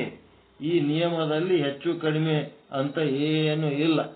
ಸಣ್ಣ ಹುಡುಗರಾಗೆ ಹುಟ್ಟುತ್ತಾರೆ ಎಲ್ಲರೂ. ಮುಂದೇನಾದ? ಕ್ಷಣಮಪಿ ಯುವ ಕಾಮ ರಸಿಕ. ಮುಂದೇನಾದ? ಅವನೇ ಯುವಕನಾದ. ಮೊದಲು ಇಲ್ಲದೆ ಇದ್ದಂತಹ ಅವನೊಳಗೆ ವಿಷಯಾಸಕ್ತಿನೇ ಇದ್ದಿದ್ದಿಲ್ಲ. ಉಂಡಿದ್ದ, ಒಮ್ಮಿದೊಮ್ಮಿಗೆ ವಿಷಯ ಭೋಗಾಸಕ್ತಿ ಉಂಟಾಯ್ತು, ದುಡ್ಡು ಗಳಿಸ್ಬೇಕಂತಾಯ್ತು, ದ್ರವ್ಯ ಸಂಪಾದನೆ ಬೇಕಂದ, ಲಗ್ನ ಮುಹೂರ್ತ ಮಾಡ್ಕೊಂಡ, ಮತ್ತೊಂದು ಮಗದೊಂದು ಮಾಡಿಕೊಳ್ಳಬೇಕೆಂಬ ಭಾವನೆ ಆಗ ಬರುತ್ತಾ ಇತ್ತು. ಇದೆಂತದ್ ಮಾಡ್ಕೊಂಡೆ ಮತ್ತೊಂದು ಮಾಡ್ಕೋಬೇಕು ಅನಿಸ್ತಿತ್ತು. ಮತ್ತೆ ಅವನ ಚರಿತ್ರೆ ಬದಲಾಗಿ ಬಿಡ್ತು. ಸಣ್ಣವಿದ್ದಾಗಿನ ಚರಿತ್ರೆ ಹೋಗಿ ಈಗ ಭಾರಿ ದೊಡ್ಡವಾಗಿಬಿಟ್ಟಾನ, ವಿಲಕ್ಷಣವಾಗಿ ಬದಲಾಗಿ ಬಿಡುತ್ತಾನೆ. ಹುಡುಗನಾಗಿದ್ದಾಗ ಏನೇನು ಮಾಡುತ್ತಿದ್ದ ಹಾಗೆ ಈಗ ಮಾಡುವುದಿಲ್ಲ. ಈಗ ಅವನ ಭೂಮಿಕಾ ಬೇರೆಯೇ ಆಗಿಬಿಡ್ತು. ಯುವಕ ಇದ್ದಾಗ ಮುಂದೇನಾದ ಕ್ಷಣಂ ವಿತ್ತೈರ್ಹೀನ, ಒಮ್ಮೊಮ್ಮೆ ಆಕಸ್ಮಿಕವಾಗಿ ಏನಾದ ಇದ್ದದ್ದು ಬಿದ್ದದ್ದು ಎಲ್ಲವೂ ಕಳವೋ ಹಾನಿಯೋ ಏನೋ ಆಗಿ ಹೋಗಿ ಬಿಡುತ್ತದೆ. ಇಲ್ಲ ಅನ್ನೋದು ಮನೆಯವ್ರೆಲ್ಲ ಇಸ್ಕೊಂಡು ಓದ್ದವ್ರಿಗೆ ಹಾಕಿರ್ತಾರೆ, ಏನೋ ಆಗಿರ್ತದ. ರೊಕ್ಕ ಜಮಾಯಿಸಿಟ್ಕೊಂಡು ಕೂತಿರ್ತಾನ, ಮನೆಯವ್ರದೊಂದು ಟೀಮ್ ತಯಾರಾಗಿರ್ತದ, ಬಾಳ ದಿಮಾಕ್ ಮಾಡ್ಲಕ್ಕತ್ರ ಒಂದೆರಡು ಕೊಟ್ಟು ಕಳಿಸ್ತಾರ, ಸಾಕು ನಡಿ ನೀನು ಇಲ್ಲಿ ಅಡ್ಜಸ್ಟ್ ಮಾಡ್ಕೊಂಡು ಇರ್ಲಿಕ್ಕಿಲ್ಲ ಅಂದ್ರೆ ನಡಿ ಅಂತ. ಹಂಗಾಗಿರ್ತದ. ಇಂಥ ಘಟನೆಗಳು ನಡೆದೇ ನಡೀತಾವೆ, ದಿನಾಲು ನಡೆಯುತ್ತಿರುತ್ತವೆ. ಒಮ್ಮಿದೊಮ್ಮಿಗೆ ಏನಾಗ್ಬಿಡ್ತಾನ, ಗಳಿಸಿದ್ದೆಲ್ಲ ಕಸ್ಕೊಂಡು ಹೊರಗೆ ಹಾಕಿಬಿಟ್ಟಿರ್ತಾರ, ಇಲ್ಲ ಕಾಡ್ರು ತಗೊಂಡು ಹೋಗಿರ್ತಾರ. ಅವಾಗ ಭಾರಿ ಬಡವಾದಂಗ ಯಾರು ಜೀವನ ನಾಟಕ ಇದು. ಮತ್ತೆ ಕ್ಷಣಮಪಿ ಸಂಪೂರ್ಣ ವಿಭಾವ. ಒಂದೊಂದ್ ಸಾರಿ ಏನಾಗ್ತಾನ, ಲಾಟ್ರಿ ಒಳಗೆ ಒಂದು 5 ಲಕ್ಷನೋ 10 ಲಕ್ಷನೋ ಏನೋ ಭಾರಿ ಹಚ್ಚಿ ಬಿಡ್ತಂದ್ರೆ ಭಾರಿ ದೊಡ್ಡ ಶ್ರೀಮಂತ ನಂಗೆ. ಎಲ್ಲ ನಾಟಕದ ಪಾತ್ರಗಳು, ಈ ಜೀವ ಮಾಡುವ ನಾಟಕದ ಪಾತ್ರ. ನಿನ್ನೆ ಬಡವನಿದ್ದವ ಇವತ್ತು ಶ್ರೀಮಂತನಾಗಿ ಬಂಪರ್ ಬಹುಮಾನ ಹತ್ತಿ ಬಿಟ್ಟಿತೆಂದರೆ ಮರುದಿನ ಅವನು ಶ್ರೀಮಂತನಾಗಿಯೇ ಬಿಡುತ್ತಾನೆ. ಅದರಲ್ಲಿ ಅನುಮಾನವೇ ಇಲ್ಲ. ಅವನು ಹೇಳುವುದೇ ಇಲ್ಲ, ನಾವೇ ಹೇಳುತ್ತೇವೆ ಅವನಿಗೆ ಇವತ್ತು ನೀನು ಶ್ರೀಮಂತನಾದಿ ಅಂತ. ಅವನ ಶ್ರೀಮಂತ ಆಗಿನಂತ ಯಾರಿಗೆ ಹೇಳಿಲ್ಲ, ಆದ್ರೆ ಭಾರಿ ಸೌಕಾರ ಏನಂತ ನಾವೇ ಅಂತೀವಿ ಅವನಿಗೆ. ಒಮ್ಮೆ ಅಶಕ್ತನಾದರೆ ಒಮ್ಮೆ ಪೈಲ್ವಾನನಾಗುತ್ತಾನೆ, ಒಮ್ಮೆ ಬಡವನಾದರೆ ಒಮ್ಮೆ ಶ್ರೀಮಂತನಾಗುತ್ತಾನೆ, ಒಮ್ಮೆ ತಾನೇ ಹೆದರುತ್ತಾನೆ, ಇನ್ನೊಮ್ಮೆ ಇನ್ನೊಬ್ಬರನ್ನ ಹೆದರಿಸುತ್ತಿರುತ್ತಾನೆ. ಜೀವ ಬರೇ ಹೆದರ್ತಾನೆ ಅನ್ಕೋಬೇಡ್ರಿ, ಹೆದರಿಸೋದನ್ನು ಅವನಿಗೆ ಗೊತ್ತು. ಹೆದರುವುದಕ್ಕಿಂತಲೂ ಮಂದಿಯನ್ನು ಹೆದರಿಸಿಕೊಳ್ಳುವ ಬುದ್ಧಿ ಬಹಳ ಜನಗೆ ಇರುತ್ತದೆ. ಏನೇನೋ ಮಾಡ್ತಾನೆ ಇವನ್ ಚರಿತ್ರೆ. ಜೀವ ಅಂದ್ರೆ ಏನೇನ್ ಮಾಡ್ತಾನ ಎಲ್ಲ ಸುಳ್ಳು, ಇವ ಮಾಡುವ ಎಲ್ಲ ಸುಳ್ಳು. ಜರ ಜೀರ್ಣೈರಂಗ. ಮುಂದೇನಾತನ ಇನ್ನು ದೇಹಸ್ಥಿತಿ ವರ್ಣನ ಮಾಡುತ್ತಾರೆ. ಮುಂದಿನ ಇನ್ನೊಂದು ಅವಸ್ಥಾ, ಮುಂದೆ ಎಲ್ಲರಿಗೂ ಅವಶ್ಯಕವಾಗಿ ಬರುವಂತಹದ್ದು, ಅನುಭವಿಸತಕ್ಕಂತಹದ್ದು ಇಲ್ಲಿಗೆ ಮುಗಿದಿಲ್ಲ. ಆವಾಗ ಅವನಿಗೆ ಏನಾಯ್ತು, ಆಗಬೇಕು ವಯಸ್ಸು. ಆಗ ಎಲ್ಲ ಅವಯವಗಳು ಶಿಥಿಲವಾಗುತ್ತವೆ, ಎಲ್ಲ ಲೂಸ್ ಆಗ್ತಾವ, ಬಾಯನ್ ಹಲ್ಲೋತಾವ, ತಲೆನ್ ಕೂದಲ ಬೆಳಗಾಗ್ತಾವ, ಕಣ್ಣು ಕಾಣಂಗಿಲ್ಲ, ಕಿವಿ ಕೇಳ್ಸಂಗಿಲ್ಲ, ಎಲ್ಲಾ ಅಂಗಗಳು ಶಿಥಿಲಾಗ್ತಾವ. ಕುಂತ್ರೆ ಹೇಳಕ್ ಬರಲ್ಲ, ಎದ್ರ ಕೂಡ್ಲಿಕ್ ಬರಲ್ಲ. ಯಾವುದರಲ್ಲಿಯೂ ನಮಗೆ ಸ್ವಾತಂತ್ರ್ಯ ಉಳಿಯುವುದಿಲ್ಲ. ಇಲ್ಲೇ ನೋಡ್ರಿ, ನಿಂಬಲ್ಲಿ ರೊಕ್ಕಿರಾಗ ಏನ್ ಮಾಡ್ತೀರಿ ಅಂತಂದ್ರ ಯಾರ್ದು ಮುಲಾಜಿ ಇರ್ಲಾರ್ದಂಗ ನಮಗೆ ದೇವರ ಪೆನ್ಷನ್ ಕೊಟ್ಟನ, ನಾವು ಗಂಡ ಹೆಂಡತಿ ಮತ್ತ ಆರಾಮ್ ಇರಮ್ ಅಂತೇಳಿ ಒಂದ್ ಕಡೆ ಯಾರಿಗೆ ಮಕ್ಕಳಿಗೆ ಮೊಮ್ಮಕ್ಕಳಿಗೆ ಹಚ್ಕೊಳ್ಳಾರ್ದಂಗ ದೂರ ದೂರ ದೂರ ಉಳಿತೀವಲ್ಲ. ಆ ರೊಕ್ಕ ಏನು ನಾಳೆಗೆ ಮೆತ್ತಗಾಗಿ ಹಾಸಿಗೆಗೆ ಬಿದ್ದಾಗ ನಿಮ್ಗೆ ರಟ್ಟಿ ಹಿಡಿದು ಎತ್ತದೇನಂತ ಕೇಳ್ತಾರ ಒಂದ್ ಕಡೆ. ನಿಮ್ಗ ರೊಕ್ಕದ ಬಲದಿಂದ ದಾಟಿ ಇನ್ನ ಒಂದು ಅಶಕ್ತತೆ ಬರ್ತದ. ಬಂದ್ ಹೊತ್ನಾಗ ಆವಾಗ ನಿಮ್ ರೊಕ್ಕ ಏನಾರ ಬಂದು ನಿಮ್ ರಟ್ಟಿ ಹಿಡಿದು ಎಬ್ಬಿಸೋದು, ಕುಂದಿರ್ಸೋದು, ಬಾತ್ರೂಮಿಗೆ ಕರ್ಕೊಂಡು ಹೋಗೋದು, ಜಳಕ ಮಾಡಿಸೋದು ಮಾಡುತ್ತದೇನದು. ಅದಕ್ಕೆ ಈಗಲೇ ಬುದ್ಧಿವಂತರಾಗಿ ನಿಮ್ ಸಂಪತ್ತ, ನಿಮ್ಮದ ಗರ್ವ ಅಹಂಕಾರ ಎಲ್ಲ ಬಿಟ್ಟು ಮಕ್ಕಳು ಸ್ವಸ್ಥೆ ಸಂಗಟ ಹೋಗಿ ಹೊಂದಿಕೆ ಮಾಡಿಕೊಂಡು ಮಕ್ಕಳು ಮೊಮ್ಮಕ್ಕಳ ಸಂಗಟ ಇದ್ದು ಅವ್ರಿಗೆ ನೀವು ಎತ್ತಿ ಆಡಿಸಿದ್ರಿ ಅಂದ್ರೆ ಮುಂದೆ ನಿಮಗೂ ಅವ್ರು ಎತ್ತಿ ಆಡಿಸ್ತಾರೆ. ಅವ್ರಿಗೆ ಮುಟ್ಕೊಳ್ಳಾರ್ದಂಗೆ ದೂರ ಇದ್ರೆ ಏನಾಗ್ತದ, ನಿಮಗೂ ಅವ್ರು ಮುಟ್ಕೊಳ್ಳಾರ್ದಂಗೆ ದೂರ ದೂರ ಇಟ್ಟೆ ಕಳಿಸ್ಬಿಡ್ತಾರೆ ಅಷ್ಟೇ. ನೀವು ಏನೆಲ್ಲ ಮಾಡಿದ್ರೂ ಸಹಿತ ಹಚ್ಕೊಳ್ಳಂಗಿಲ್ಲ ಅಂತ ಕಾಲ ಅದ ಈಗ. ನೀವು ಅವ್ರಿಗೆ ಏನೆಲ್ಲ ಮಾಡಿದ್ರು ಸಹಿತ ಅವ್ರು ಹಚ್ಕೋತಾರನ್ನ ಗ್ಯಾರಂಟಿ ಇಲ್ಲ. ಏನು ಮಾಡ್ಲಾರ್ದೆ ದೂರ ದೂರ ಇದ್ದವ್ರಿಗೆ ಏನ್ ಹಚ್ಕೋತಾರ? ಹಾಲು ಕುಡಿದ ಮಕ್ಕಳೇ ಬದುಕೋದ ಕಠಿಣ ಇದ್ದಾಗ ವಿಷ ಕುಡಿದ ಮಕ್ಕಳು ಹೆಂಗ್ ಬದುಕ್ತಾವ ಅನ್ನಂಗದ. ಮಕ್ಕಳ ಸಲುವಾಗಿ ಏನೆಲ್ಲ ಮಾಡಿದ್ರೆ ಇವತ್ತವ್ರು ದೂರ ದೂರ ಇಡ್ಲಕತ್ತಾರ. ಸಾಲಿ ಕಲಿಬೇಕು, ಭಾರಿ ದೊಡ್ಡ ಪ್ರಮಾಣದ ಮಕ್ಕಳಾಗಬೇಕು, ಜಗ್ಗಿ ಗಳಿಸ್ಬೇಕು.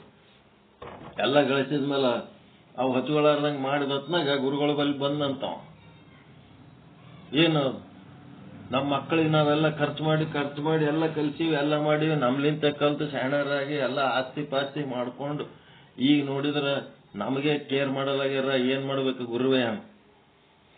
ನೀ ಅಲ್ಲಿಂತ ಇಲ್ಲಿ ತನಕ ನಿನ್ ಮಗ ಒಂದ್ 25-30 ವರ್ಷದ ಇದ್ದಾಗ, ಸಣ್ಣ ಸಸಿ ಇದ್ದಾಗ, ಅವನಿಗೆ ಮುಂದೆ ದೊಡ್ಡವಾದ್ಮೇಲೆ ತಂದೆ ತಾಯಿಗಳನ್ನ ನೋಡ್ಬೇಕು, ಕಾಳಜಿ ವಹಿಸ್ಬೇಕು, ಮನಿ ನಿಂದು ಇದನ್ನೆಲ್ಲ ಚಂದ ಮಾಡ್ಕೊಂಡು ಹೋಗ್ಬೇಕು, ನೋಡ್ಕೊಂಡು ಹೋಗ್ಬೇಕು. ನಿನ್ನ ಜವಾಬ್ದಾರಿ, ನೀನು ಉತ್ತರಾಧಿಕಾರಿ. ನಾವ್ ಎಷ್ಟು ದಿನ ಇರ್ತೀವಿ ಅಂತೇಳಿ ಅವನಿಗೆ ಏನಾರ ಚಲೋ ಬುದ್ಧಿ ಕಲಿಸಿದೆ ನೀನು? ಏನ್ ಕಲ್ಸಿಲ್ಲ. ಒಂದು 12 ವರ್ಷ 7ನೇ ಕ್ಲಾಸ್ ತನಕ ಇಲ್ಲಿ ಓದಿಸಿದಿ, ಒಯ್ದೆಲ್ಲ ಹಾಸ್ಟೆಲ್ನಾಗ ಇಟ್ಟಿದಿ, ದೊಡ್ಡ ವಿದ್ಯೆ ಕಲಿಸಿದೆ, ದೊಡ್ಡ ನೌಕರಿ ಮಾಡಿದಿ. ಅಲ್ಲಿಂದ ಇಲ್ಲಿ ತನಕ ಚಲೋ ಒಳ್ಳೆ ಮನಿತನಕ್ಕೆ ಸಂಬಂಧಪಟ್ಟಂತ ವಿಷಯದ ಬುದ್ಧಿನೇ ಕಲ್ತಿಲ್ಲ. ಅವನಿಗೆ ಒಮ್ಮಿದೊಮ್ಮಿಗೆ ಈಗ ತಂದೆ ತಾಯಿ ನೋಡಂತಂದ್ರೆ ನೀ ಹೇಳಿದೇನೋ ಅವನಿಗೆ ತಂದೆ ತಾಯಿ ನೋಡ್ಬೇಕು ಮುಂದೆ ದೊಡ್ಡವಾದ್ಮೇಲೆ ಏನಾರ ಅಂದಿದ್ದೇನೆ ನೀ ಹೇಳಿ. ಏನ್ ಮಾಡಿದಿ ನೀನು? ಜಗ್ಗಿ ಸಾಲಿ ಕಲಿ, ದೊಡ್ಡ ಅಧಿಕಾರಿಯಾಗು, ಜಗ್ಗಿ ಗಳಸು, ಸಾವುಕಾರಾಗು, ಶ್ರೀಮಂತ ಆಗು, ಜಗ್ಗಿ ಆಸ್ತಿ ಮಾಡಂತ ಹೇಳಿದಿ. ನೀ ಹೇಳ್ದಂಗೆ ಅವ ಮಾಡ್ಲಕತ್ತಾನ. ಅವ ಏನ್ ತಪ್ಪು ಮಾಡ್ಯಾನ? ತಪ್ಪು ಯಾರ ಬಲ್ಲಿ ಅದ? ಅವನ್ರಾಗ ಏನು ತಪ್ಪಿಲ್ಲ. ನೀ ಏನ್ ಹೇಳಿದಿ ಚಾಚು ತಪ್ಪದೇ ಮಾಡ್ಲಕತ್ತಾನ. ಈ ನಿನ್ ಬಗ್ಗೆ ಏನು ನಿನ್ ಮಾತು ಒಂದು ತೆಗೆದು ಹಾಕಿಲ್ಲ ಅವ. ಹಿಂಗದ ಪರಿಸ್ಥಿತಿ. ಹಂಗಿದ್ದತ್ನಾಗ ಏನ್ ಮಾಡ್ಬೇಕಪ್ಪ ಅಂತಂದ್ರೆ ನಾವು ಮಕ್ಕಳಿಗೆ ಒಳ್ಳೆ ಮೌಲ್ಯಗಳನ್ನ ಕಲಿಸ್ಬೇಕು. ಮುಂದೇನಾಯ್ತು? ಎಲ್ಲ ಶಿಥಿಲ ಆಯ್ತು. ಶಿಥಿಲ ಆದ್ಮೇಲೆ ನಮಗೆ ಯಾವ ಸ್ವಾತಂತ್ರ್ಯ ಉಳಿಯುವುದಿಲ್ಲ. ಬಾಲ್ಯ ಎನ್ನುವುದು ಎಷ್ಟು ಪರತಂತ್ರವೋ, ಒಂದು ಕೂಸಿಗೆ ಅದನ್ನು ಎತ್ತಿದರೆ ಕೈಯಲ್ಲಿ ಬರಬೇಕು, ಇಲ್ಲದಿದ್ದರೆ ಅದು ಅಲ್ಲೇ ಮಕ್ಕೊಂಡಿರ್ತದೆ. ಹಾಗೆಯೇ ದೈಹಿಕ ಪಾರತಂತ್ರ್ಯದ ವೃದ್ಧಾವಸ್ಥೆ ಬರುತ್ತದೆ. ಎಬ್ಬಿಸಲಿಕ್ಕೆ, ಕೂಡಿಸಲಿಕ್ಕೆ ಇನ್ನೊಬ್ಬರು ಬೇಕೇ ಬೇಕು. ಕೈ ಹಿಡಿದು ಕರೆದುಕೊಂಡು ಹೋಗುವವನು ಒಬ್ಬನು ಬೇಕೇ ಬೇಕು. ಆ ಪರಿಸ್ಥಿತಿ ಬಗ್ಗೆ ಒಂದ್ ಸ್ವಲ್ಪ ವಿಚಾರ ಮಾಡ್ರಿ. ಈ ಜೀವ ಆ ಬಂದದಂತಂದ್ಮೇಲೆ ಅಂತ ಒಂದು ಸ್ಥಿತಿನೂ ಈ ಜೀವಕ್ಕೆ ಬರ್ತದ. ನಟಿ ಇವ ಒಲಿ ಮಂಡಿತ ತನು ಏನಾಗ್ತದ? ಮುಂದೆ ಎಲ್ಲ ಮುದ್ದೆಯಾಗಿ ಹೋಗ್ತದ. ಶರೀರ ತೊಗಲು ಮುದುಡಿ ಆಗುತ್ತದೆ. ನಟ ಇವ ಏನಂತಂದ್ರ ಇವ ಜೀವ ಇಷ್ಟೊಂದು ಪಾತ್ರಗಳು ಮಾಡ್ತಾನ, ಮಾಡಿ ಹೋಲಿಕೆ ಕೊಡ್ತಾನ. ಜೀವ ಹೇಗೆ ಎಂದು ಕೇಳಿದರೆ ಅವನೊಬ್ಬ ನಟನಂತೆ, ಆಕ್ಟರ್. ಮುದುಕನಾತನ, ಅಶಕ್ತಾತನ, ಬಾಡುವಾತನ, ಶ್ರೀಮಂತಾತನ, ಅಂಜಿಸ್ತಾನ. ಏನು ಬಾಲ್ಯ ಯೌವನ ಏನೆಲ್ಲ ಲೀಲೆ ಮಾಡ್ಕೊಂಡು ಏನ್ ಮಾಡ್ತಾನ? ಒಬ್ಬ ನಟನಂತೆ, ನುರಿತ ನಟನಂತೆ ಇದ್ದಾನೆ. ಅವನು ಪ್ರೌಢ ವಯಸ್ಸಿನ ಮನುಷ್ಯನಂತೆ ವೇಷ ಹಾಕಿ ಮೇಕಪ್ ಮಾಡಿಕೊಂಡು ಶಿಸ್ತಿನಿಂದ ಇರಬಹುದು. ಅದೇ ಮನುಷ್ಯ ಮತ್ತೊಂದು ರೀತಿಯಿಂದ ಕೈಯಲ್ಲಿ ಕೋಲು ಹಿಡಿದು ತಲೆ ನಡುಗಿಸುತ್ತಾ ಮುದುಕನೂ ಆಗಬಹುದು. ನಟನೂ ಹೇಗೋ ಹಾಗೆ. ಒಂದು ಸಿನಿಮಾದಾಗ ಒಬ್ಬ ಹೀರೋ ಹೆಂಗ ಬಾಲಕ, ಯುವಕ, ಮುದುಕ ಆಗಿ ಏನ್ ಪಾತ್ರಗಳು ವಹಿಸ್ತಾನ, ಅದೇ ರೀತಿ ಒಂದು 100 ವರ್ಷದೊಳಗ ಈ ಜೀವ ಎಲ್ಲಾ ಪಾತ್ರಗಳು ವಹಿಸ್ತಾ ಇರ್ತಾನ. ಎಲ್ಲ ಆಕ್ಟಿಂಗ್ ಮಾಡಿದ್ರೆ ಒಳಗಿರೋ ಆ ಪಾತ್ರಕ್ಕೆ ಸಂಬಂಧ ಇರ್ತದೇನ್ರಿ? ಒಳಗಿದ್ದವನಿಗೆ ಆ ಪಾತ್ರಕ್ಕ, ಅವ ವಹಿಸಿದ ಪಾತ್ರಕ್ಕ ಒಳಗಿದ್ದವನಿಗೆ ಏನಾದ್ರು ಸಂಬಂಧ ಇರ್ತದ? ಒಳಗಿದ್ದವನೇ ಬೇರೆ ಇರ್ತಾನ, ಪಾತ್ರ ವಹಿಸ್ತಾನ ಅಷ್ಟೇ. ಅಷ್ಟೇ.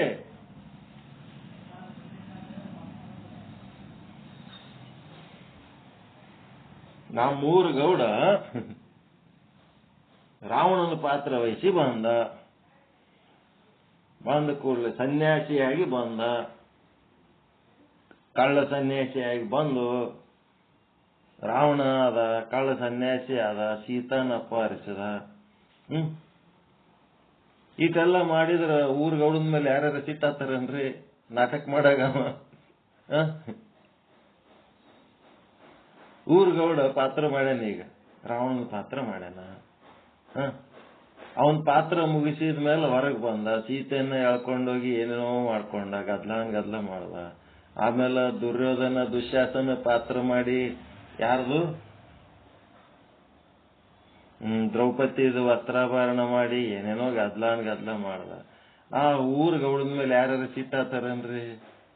ಅವ ಪಾತ್ರ ವಹಿಸಿದ್ದನ್ ನೋಡ್ಬೇಕಾ ಏನ ಗೌಡನ್ ನೋಡ್ಬೇಕಾ? ಯಾರನ್ನ ನೋಡ್ತೀರಿ? ಪಾತ್ರ ನೋಡಿ ಅವನ ಮೇಲೆ ಸಿಟ್ಟಾತಿರೇನಂತ ಕೇಳಕತ್ತೀವಿ. ಇಲ್ಲ ಇಲ್ಲ, ಪಾತ್ರ ಬಹಳ ಚಂದ ಮಾಡಿದಪ್ಪ ಅಂತೀರ ಇಲ್ಲ? ಹಾ, ಮತ್ತೆ ಹಂಗ ಎಲ್ಲರೂ ಇಲ್ಲಿ ಒಂದೊಂದು ಪಾತ್ರ ಮಾಡ್ಲಕತ್ತಾರ. ಎಲ್ಲರೊಳಗೆ ಇದ್ದವ್ ನಮ್ಮೂರ್ ಗೌಡನೇ ಅದನ್. ಗೌಡನ ಮೇಲೆ ಸಿಟ್ಟಾಗಬೇಡ್ರಿ. ಗೌಡನ ಪಾತ್ರ ಜಬರ್ದಸ್ತ್. 30,000 ಲಾಸ್ ಮಾಡ್ದವನ್ಕಿಂತ 3 ಲಕ್ಷ ಲಾಸ್ ಮಾಡ್ದವ ದೊಡ್ಡ ಪಾತ್ರ ವಹಿಸನ. ಅದ್ಭುತ ಪಾತ್ರ ಒಳಗಿರೋ ನಮ್ಮೂರ್ ಗೌಡನೇ ಅವನ್. 30,000 ಲಾಸ್ ಮಾಡಿದವನ್ಕಿಂತ 3 ಲಕ್ಷ ಲಾಸ್ ಮಾಡಿದ ಒಂದು ದೊಡ್ಡ ಪಾತ್ರ, ಹೌದಾ ಅಲ್ಲ? ಒಪ್ಪಂಗಿಲ್ಲಲ್ಲ ಮನಸ್ಸಿಂಗ್. ಒಳಗಿನ ಗೌಡನ ನೋಡಿ ಅವ ಮಾಡಿದ ವ್ಯವಹಾರಗಳ ಕಡೆ ಲಕ್ಷ್ಯ ಕೊಡಲಾರದೆ ಒಳಗಿನ ಗೌಡನ ನೋಡಿ ಸಂತೋಷ ಪಡ್ರಿ. ಓಟು 3 ಲಕ್ಷನು ನಿಂಬಲ್ಲೇ ಇತ್ತಂದ್ರೆ ಅದು ಇಟ್ಕೊಂಡು ನೀವೇನು ಮಾಡ್ತಿದ್ರಿ? ಅದೇ ನಿಮ್ ಹೆಂಡ್ರ ಮಕ್ಕಳಿಗೆ ಹಾಕ್ತಿದ್ರಿ, ಅವ್ರು ತಿಂದೇನು ನಿಮ್ಗೆ ಸ್ವರ್ಗಕ್ಕೆ ಕರ್ಕೊಂಡು ಹೋಗ್ಲಕತ್ತಾರೇನು? ಎಲ್ಲ ತಿಂದು ನೀ ಏನ್ ಮಾಡಿದೀಯ ಅಂತಾರ. ಅಂತ ಫಾಲ್ತು ನನ್ನ ಮಕ್ಕಳ ಸಲುವಾಗಿ ಅರ್ಧಂಬರ್ಧ ಚಾ ಕುಡಿದು, ಬೈಟು ಚಾ ಕುಡಿದು ರೊಕ್ಕ ಉಳಿಸಿ ಇಟೆಲ್ಲ ಶಾಣೆತನ ಮಾಡಿನು ಏನು ಸಾರ್ಥಕ ಆಗ್ಯದ ನಮ್ಮ ಜನ್ಮ? ಏನು ಉಪಯೋಗ ಆಗ್ಯದ ನಾವು ದುಡಿದದ್ದು? ಎಲ್ಲ ವಿಚಾರ ಮಾಡ್ಬೇಕು. ಆಯ್ತು, ಅವನು ಒಬ್ಬ 3 ಲಕ್ಷ ಲಾಸ್ ಮಾಡ. ಅವ್ನು ಲಾಸ್ ಮಾಡಿದ್ದನ್ನ ನಾವು ಸೀರಿಯಸ್ ತಗೊಂಡು ನಮಗೆ ಅವ ವಾಳೆ ನಾಳೆ ತಂದು ಕೊಟ್ಟ. ಅದ್ ತಗೊಂಡು ನೀವೇನ್ ಮಾಡಿದ್ರಿ? ಅದೇ ನಿಮ್ಮ ಹೆಂಡ್ರ ಮಕ್ಕಳಿಗೆ ಹಾಕಿದ್ರಿ. ಅದ್ ತಿಂದು ಮರದಿನ ಅವನೇನಂತಾನ, ನೀ ಏನ್ ಮಾಡಿದ ಅಂತಾನ. ಅವ್ 3 ಲಕ್ಷ ತಗೊಂಡು ಅವ್ ಅಟ್ಲೀಸ್ಟ್ ಅಂಜ್ಕೋತಾರೆ, ಇದ್ನ ಇಲ್ಲ ಇವನ್ 3 ಲಕ್ಷ ಇಸ್ಕೊಂಡಿ ಇವನಿಗೆ ಕೊಡ್ಬೇಕು, ಬಡ್ಡಿ ಕೊಡ್ಬೇಕು, ಗಂಟು ಕೊಡ್ಬೇಕು. ಅಟ್ಟರೆ ಅದ ಇವ್ರ ಬಲ್ಲಿ, ನಿಮ್ಮ ಮಕ್ಕಳ ಬಲ್ಲಿ. ನೀವು 3 ಲಕ್ಷ ಬಿಟ್ಟು 3 ಕೋಟಿ ಹಾಕಿದ್ರು 3 ಪೈಸೆ ಕಿಮ್ಮತ್ತಿಲ್ಲ ಅಲ್ಲಿ ಸಂಸಾರದಾಗ. ಹೆಂಗದು ಆಟ? ಎಲ್ಲ ಸುಳ್ಳು, ಎಲ್ಲ ಸುಳ್ಳು, ಎಲ್ಲ ಸುಳ್ಳು. ಸುಮ್ಮನೆ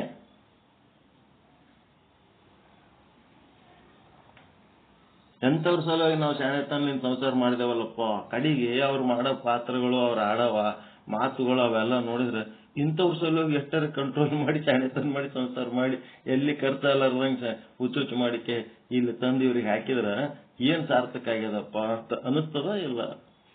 ಎಲ್ಲ ಮನೆಯಾಗಿದ್ದಾಗ ಇಂಥವ್ ಮಾತಾಡ್ಬಾರ್ದ್ರಿ. Serious matter. ಮತ್ತೆ ಹೆಂಡ್ರ ಮಕ್ಕಳು ಕೇಳಿಸ್ಕೊಂಡ್ರ ಅಂದ್ರ ದೊಡ್ಡ ಸಮಸ್ಯೆ. ಎಲ್ಲರೂ ಸುಮ್ಮನೆ ಇಬ್ಬರೇ ಹೊರಗಿದ್ದಾಗ ಮಾತಾಡ್ಬೇಕು, ಮನೆಯಾಗಿದ್ದಾಗ ಇಂಥವೆಲ್ಲ ಮಾತಾಡಬಾರ್ದು. ಹಿಂಗೆಲ್ಲ ಇರ್ತಾವ. ವಿಚಾರ ಮಾಡಿ ನೋಡಲಾಗಿ ನಾನೇ ಸುಳ್ಳು ಇದ್ದತ್ನಾಗ ನನ್ನ ಜೀವ ಅಂತ ದೇಹ ಭಾವ ಇಟ್ಕೊಂಡು ನಾನು ಏನು ವ್ಯವಹಾರ ಮಾಡ್ಲಕತ್ತೀನಿ, ಆ ಜೀವನೇ ಸುಳ್ಳ ಇದ್ದ ಮೇಲೆ ನನ್ನ ವ್ಯವಹಾರರೇ ಹೆಂಗ್ ಸತ್ಯ ಇರ್ತದ? ಆ ಸತ್ಯ, ಆ ಒಂದು ಸುಳ್ಳು ವ್ಯವಹಾರಕ್ಕೆ ಎಷ್ಟು ಮಹತ್ವ ಕೊಡ್ಬೇಕು ಅಷ್ಟು ಕೊಟ್ಟು ಅದರ ಸಲುವಾಗಿ ಹತ್ರ ದಡ್ಡರು, ಮೂರ್ಖರು ಅಷ್ಟೇ, ಹುಚ್ಚರು. ನಾನು ಒಳಗಿರುವ ಪಾತ್ರ ಆತ್ಮ ಏನದೀನಿ ಇದೆಲ್ಲದಕ್ಕೂ ನಿರ್ಲಿಪ್ತದೀನಿ ನಾನು. ಇದಕ್ಕೆ ಸಂಬಂಧನೇ ಇಲ್ಲ, ಅಸಂಬದ್ಧ, ಅಸಂಗ. ಹೀಗಾಗಿ ಜೀವನು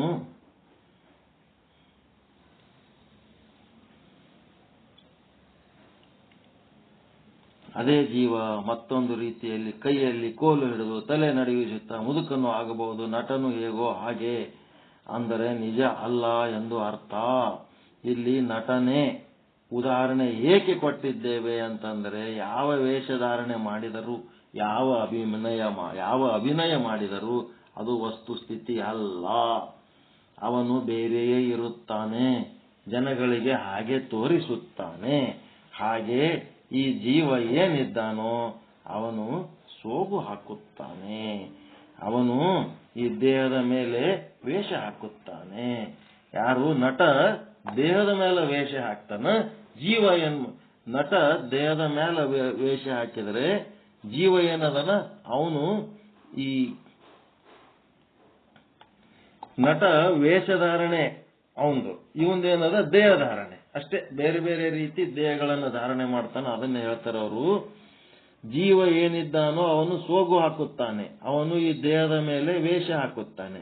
ನಟನಾದವನು ಇವನೇನಿದ್ದಾನೆ, ಜೀವನು ಈ ದೇಹದ ಮೇಲೆ ಅಲ್ಲ, ದೇಹವೇ ಒಂದು ಸೋಗು ಅವನಿಗೆ. ಜೀವನಿಗೆ ದೇಹವೇ ಒಂದು ಸೋಗು, ಅವನ ನಟನಿಗೆ ವೇಷಗಳದೇ ಸೋಗು.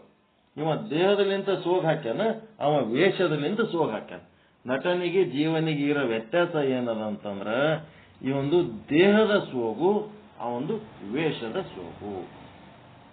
ಅವನಿಗೆ ಬಾಲ್ಯ ಅನ್ನುವುದು ಒಂದು ಸೋಗು, ಯೌವನ ಅನ್ನೋದು ಇನ್ನೊಂದು ಸೋಗು, ವೃದ್ಧಾಪ್ಯ ಅನ್ನೋದು ಮತ್ತೊಂದು ಸೋಗು, ಬಡವ ಅನ್ನೋದು ಒಂದು ಸೋಗು, ಮತ್ತೆ ಶ್ರೀಮಂತ ಅನ್ನುವುದು ಒಂದು ಸೋಗು, ಹೆಣ್ಣು ಅನ್ನೋದು ಒಂದು ಸೋಗು, ಗಂಡು ಅನ್ನೋದು ಒಂದು ಸೋಗು.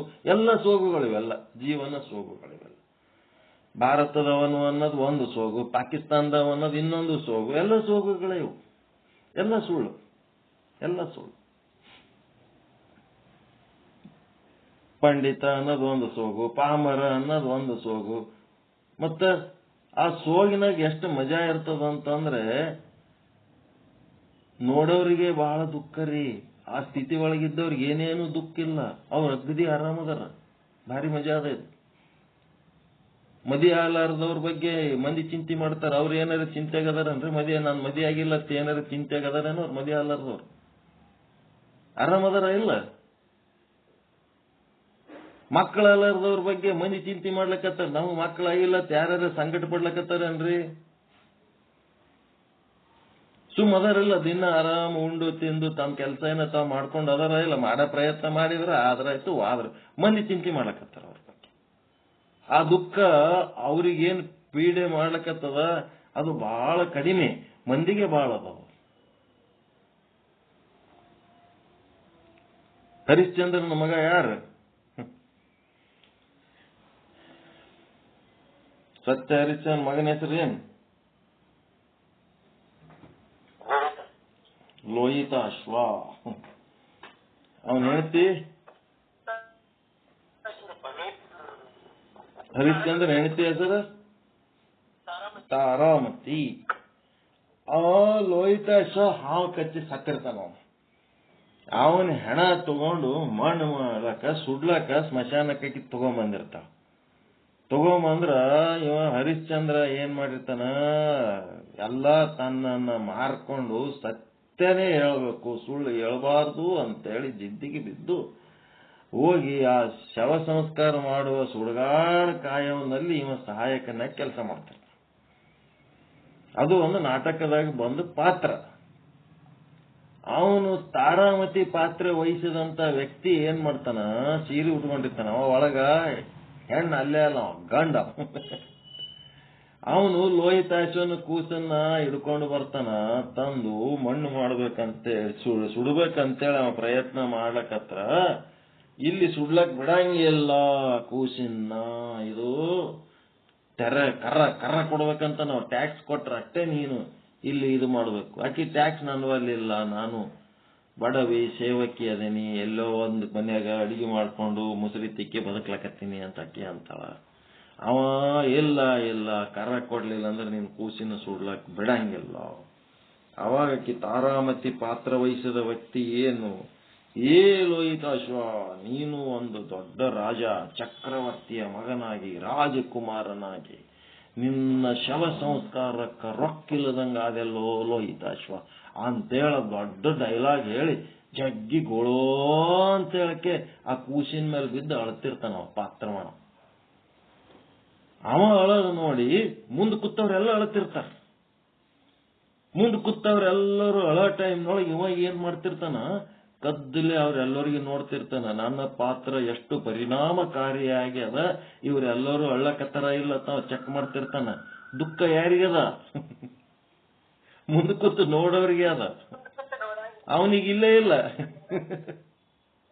ಅವನಿಗೆ ಲೋಹಿತಾಶ್ವನ ತಾಯಿ ಪಾತ್ರ ಮಾಡಿದ ವ್ಯಕ್ತಿಗೆ ದುಃಖನೇ ಇಲ್ಲ, ದುಃಖದ ಪಾತ್ರ ಮಾಡ್ಲಕತ್ತಾನಷ್ಟೇ. ಹಂಗ ಇಲ್ಲಿ ನಾವು ನಮ್ಮ ದೇಹಕ್ಕ ಏನೇ ಆದರೂ ಸಹಿತ ನಾವು ಪಾತ್ರ ವಹಿಸ್ಲಕತ್ತೀವಿ. ಇದೆಲ್ಲ ಮಿಥ್ಯೆ ಅದ. ದೇಹಕ್ಕೆ ಸಂಬಂಧಪಟ್ಟ ಲೀಲೆ ಏನದ ಎಲ್ಲ ಮಿಥ್ಯೆ ಅದ. ಗಂಡ ಮಿಥ್ಯೆ, ಹೆಂಡತಿ ಮಿಥ್ಯೆ, ಮಕ್ಕಳ ಮಿಥ್ಯೆ, ಸಂಬಂಧ ಮಿಥ್ಯೆ, ಸಂಪತ್ತು ಮಿಥ್ಯೆ, ಎಲ್ಲಾನು ಮಿಥ್ಯೆ ಅದ. ಈ ಮಿಥ್ಯದ ಜಗತ್ತಿನೊಳಗ ನಾವು ಏನ್ ಮಾಡ್ಬೇಕಾಗ್ಯದ? ಸತ್ಯದ ಒಂದು ಸಂಶೋಧನೆ ಮಾಡೋದ್ರಾಗ ತೊಡಗಬೇಕಾಗಿದೆ ಹೊರತು ಆ ಸತ್ಯದ ಸಂಶೋಧನೆ ಒಳಗೆ ತೊಡಗದ ಬಿಟ್ಟಿಗೆ ಬರೀ ಮಿಥ್ಯವನ್ನೇ ಸತ್ಯ ಅಂತೇಳಿ ನಮ್ಮ ಜನ್ಮ ವ್ಯರ್ಥ ಮಾಡ್ಕೋತೀವಲ್ಲ. ಈ ವ್ಯರ್ಥ ಮಾಡ್ಕೊಳ್ಳೋದ್ರಾಗ ನಾವು ಎಷ್ಟು ಜನ್ಮ ಕಳೆದ್ರು ನಾವು ಬಿಡಂಗಿಲ್ಲ. ಸತ್ಯದ ಸಂಶೋಧನೆ ಮಾಡಿ ಸತ್ಯದ ಸ್ವರೂಪ ಎಲ್ಲಿ ತನ ತಿಳಿಯಂಗಿಲ್ಲ, ಅಲ್ಲಿ ತನ 1 ಕೋಟಿ ಜನ್ಮ ಆದ್ರೂ ಮತ್ತೆ ಇಲ್ಲಿ ಹುಟ್ಟಿಸ್ಕೊತ ಬರ್ತಾನ, ಮತ್ತೆ ಹುಟ್ಟಿ ಬರ್ಬೇಕಾಗ್ತದ. ಒಂದು ಸಲ ಒಂದು ಗರ್ಭವಾಸದ ಬಗ್ಗೆ ಕಲ್ಪನೆ ಮಾಡ್ಕೊಂಡ್ರ 9 ತಿಂಗಳ ಗರ್ಭದಾಗ ಹೆಂಗ ಶಿಕ್ಷೆ ಅನುಭವಿಸ್ಬೇಕಾಗ್ತದ, ಹಂಗ ಅದನ್ನ ಮತ್ತೆ ಇನ್ನೊಂದ್ ಸಾರಿ ಬ್ಯಾಡಪ್ಪ ನನಗ ಅಂತೇಳಿ ಅದನ್ನ ಸೀರಿಯಸ್ ಆಗಿ ವೇದಾಂತಿಗಳು ಏನ್ ಹೇಳ್ತಾರ ಅದರ ಪ್ರಕಾರ ನಾವು ಮತ್ತೆ ಏನ್ ಮಾಡ್ಬೇಕು? ಆತ್ಮಜ್ಞಾನದಲ್ಲಿ ತೊಡಗಬೇಕು. ಈ ಮನಸ್ಸಿಗೆ ತಿಳಿಸಿ ಹೇಳಿ ಹೇಳಿ ಹೇಳಿ ಹೇಳಿ ಆತ್ಮಜ್ಞಾನದಾಗ ತೊಡಗಬೇಕು. ಸುಳ್ಳು, ದುಃಖನು ಸುಳ್ಳು, ಚಿಂತೆ ಸುಳ್ಳು, ಭಯ ಸುಳ್ಳು, ದೇಹನೇ ಸುಳ್ಳು, ಸಂಬಂಧ ಸುಳ್ಳು, ಸಂಪತ್ತು ಸುಳ್ಳು, ಏನು ವೈಭವ. ಆ ಸುಳ್ಳು ಅನ್ನೋದ್ರಾಗ ಸತ್ಯದ ಅನುಭವ ಆಗ್ತಿರ್ತದ. ಒಟ್ಟ ಅಲ್ಲೇನ್ ಖುಷಿ ಆಗ್ಲಿಕ್ಕತ್ತದಲ್ಲ, ಅದ ಆನಂದ. ಅದೇ ನಿಮ್ಮ ಸತ್ಯದ ಸ್ವರೂಪ. ಈ ಮಾತು ಕೇಳೋದ್ರಿಂದ ನಿಮಗೆ ಖುಷಿ ಆಗ್ತದ ಇಲ್ಲ? ಆ ಖುಷಿನೇ ನಿಮ್ಮ ಸ್ವರೂಪದ ಪ್ರಕಟ ಆಗ್ತಿರ್ತದ. ಆ ಆನಂದನೇ ನಿಮ್ಮ ಸ್ವರೂಪದ ಪ್ರಕಟ ಆಗ್ಲಿಕ್ಕತ್ತದ. ನಿಮ್ಮ ಸ್ವರೂಪದ ಆನಂದ ಏನದಲ್ಲ ಅದು ಪ್ರಕಟ ಆಗಿ ನಿಮಗೆ ಖುಷಿ ಆಗ್ತಿರ್ತದೆ. ಹಿಂಗಾಗಿ ಇವೆಲ್ಲ ಯೌವನ, ಎಲ್ಲ ಸೋಗುಗಳು, ಯೌವನ ಅನ್ನುವುದು ಸೋಗು, ಅದರಂತೆ ವೃದ್ಧಾಪ್ಯ ಮೊದಲಾದವುಗಳು ಕಡೆಯದಂತೂ ಗೊತ್ತೇ ಇದೆ, ಹೇಳದಿದ್ದರೂ ಗೊತ್ತಾಗುತ್ತದೆ. ಇನ್ನು ಮೇಲೆ ಇವರು ಇದನ್ನೇ ಹೇಳುತ್ತಾರೆ ಅಂತ ಒಂದಾದ್ಮೇಲೆ ಒಂದು ಹೇಳ್ತೀವಿ. ಬಾಲ್ಯ ಆದ್ಮೇಲೆ ಯೌವನದ ಸೋಗಿನ ಬಗ್ಗೆ ಹೇಳ್ತೀವಿ. ಯೌವನದ ಸೋಗಾದ್ಮೇಲೆ ವೃದ್ಧಾಪ್ಯದ ಸೋಗು, ವೃದ್ಧಾಪ್ಯದ ಸೋಗಾದ್ಮೇಲೆ ಮುಂದೆ ಮುದುಕಾದ್ಮೇಲೆ ಎದರ ಸೋಗು? ವೃದ್ಧಾಪ್ಯ ಆದ್ಮೇಲೆ ಎದರ ಸೋಗ್ರಿ? ಸಾಯೋದು ಸೋಗ. ಸತ್ತದ್ದು ಒಂದು ಸೋಗೆ, ಸತ್ತದ್ದು ಒಂದು ಸೋಗು, ಹುಟ್ಟಿದ್ದು ಒಂದು ಸೋಗು. ಜೀವ ಮಾಡುವ ಸೋಗಿನ ಆಟಗಳಿವೆಲ್ಲ ಸತ್ತದ್ದು ಒಂದು ಸೋಗಿ, ಅದನ್ನು ಮಿತ್ತನೆ. ಮುಂದಿಂದಂತೂ ಗೊತ್ತದ. ನಾ ಯಾಕೆ ಹೇಳಿ ಅಮಂಗಲ ಸುದ್ದಿ ಮಾತಾಡ್ಲಿ ಅಂತೇಳಿ ಅವರು ಸೂಕ್ಷ್ಮದಾಗ ಬಿಡ್ತಾರ, ನಾ ಬಿಡಂಗಿಲ್ಲ. ನಾನು ಅಷ್ಟೇ. ಸತ್ತದ್ದು ಒಂದು ಸೋಗು ಅಂತೇಳಿ ನಿಮ್ಮನ್ನ ನೀವೇ ತಿಳ್ಕೊಳ್ಳಿ ಅಂತೇಳಿ ಆ ಮಾತವ್ರು ಹೇಳಂಗಿಲ್ಲ. ನೀವು ತಿಳ್ಕೊತೀರೋ ಬಿಡ್ತೀರೋ ನಮಗ್ ಭರವಸೆ ಇಲ್ಲಲ್ಲ. ಅದ್ರ ಸಲುವಾಗಿ ನಾವೇನ್ ಮಾಡ್ತೀವಿ ಅದನ್ನು ಹೇಳ್ತೀವಿ. ಸತ್ತದ್ದು ಒಂದು ಸೋಗು ಅಂತ ಪಾತ್ರ ಅಂತ ತಿಳ್ಕೊಬೇಕಷ್ಟೇ. ನರಹ ಸಂಸಾರಾಂತೆ ವಿಶತಿ ಯಮಧಾನಿ ಜವನಿಕಾ. ಏನ್ ಮಾಡ್ತಾನ ಈ ನಟನ ಎಂದರೆ ಜೀವನು ಸಂಸಾರ ಮಾಡಿ ಮಾಡಿ ಮಾಡಿ ಅಂತ್ಯದಲ್ಲಿ ಎಲ್ಲ ಸುಖ ದುಃಖ ಅನುಭವಿಸಿದ ವೃದ್ಧಾಪ್ಯ ಬೇನೆ ಬೇಸರಿಕೆ ಅನುಭೋಗಿಸಿ ಕೊನೆಗೆ ಒಮ್ಮೆ ಘಟಕ್ಕೆ ಅನ್ನುತ್ತಾನೆ. ಯಮಧಾನಿ ಜವನಿಕಾ ವಿಶತಿ. ಈ ನಟನು ಯಮಲೋಕ ಸೇರ್ತಾನೆ, ಪರಲೋಕದೊಳಗೆ ಹೋಗಿ ಬಿಡುತ್ತಾನೆ ಎಂದು ಅರ್ಥ. ಜವನಿಕಾ ಅಂದರೆ ಪಡದೆ, ಅಂದ್ರೆ ನಾಟಕ ಮುಗಿಯಿತು. ಜವನಿಕಾ ಅಂದ್ರೆ ಪಡದೆ, ಪರದೆ ನಾಟಕ. ಪಡದೆ ತಪ್ಪದ, ಪರದೆ ನಾಟಕ ಮುಗಿಯಿತು. ಜವನಿಕಾ ಪರದೆ, ಪಡದೆ ಅಲ್ಲ, ನಾಟಕ ಮುಗಿಯಿತು ಅಂತ. End, the end.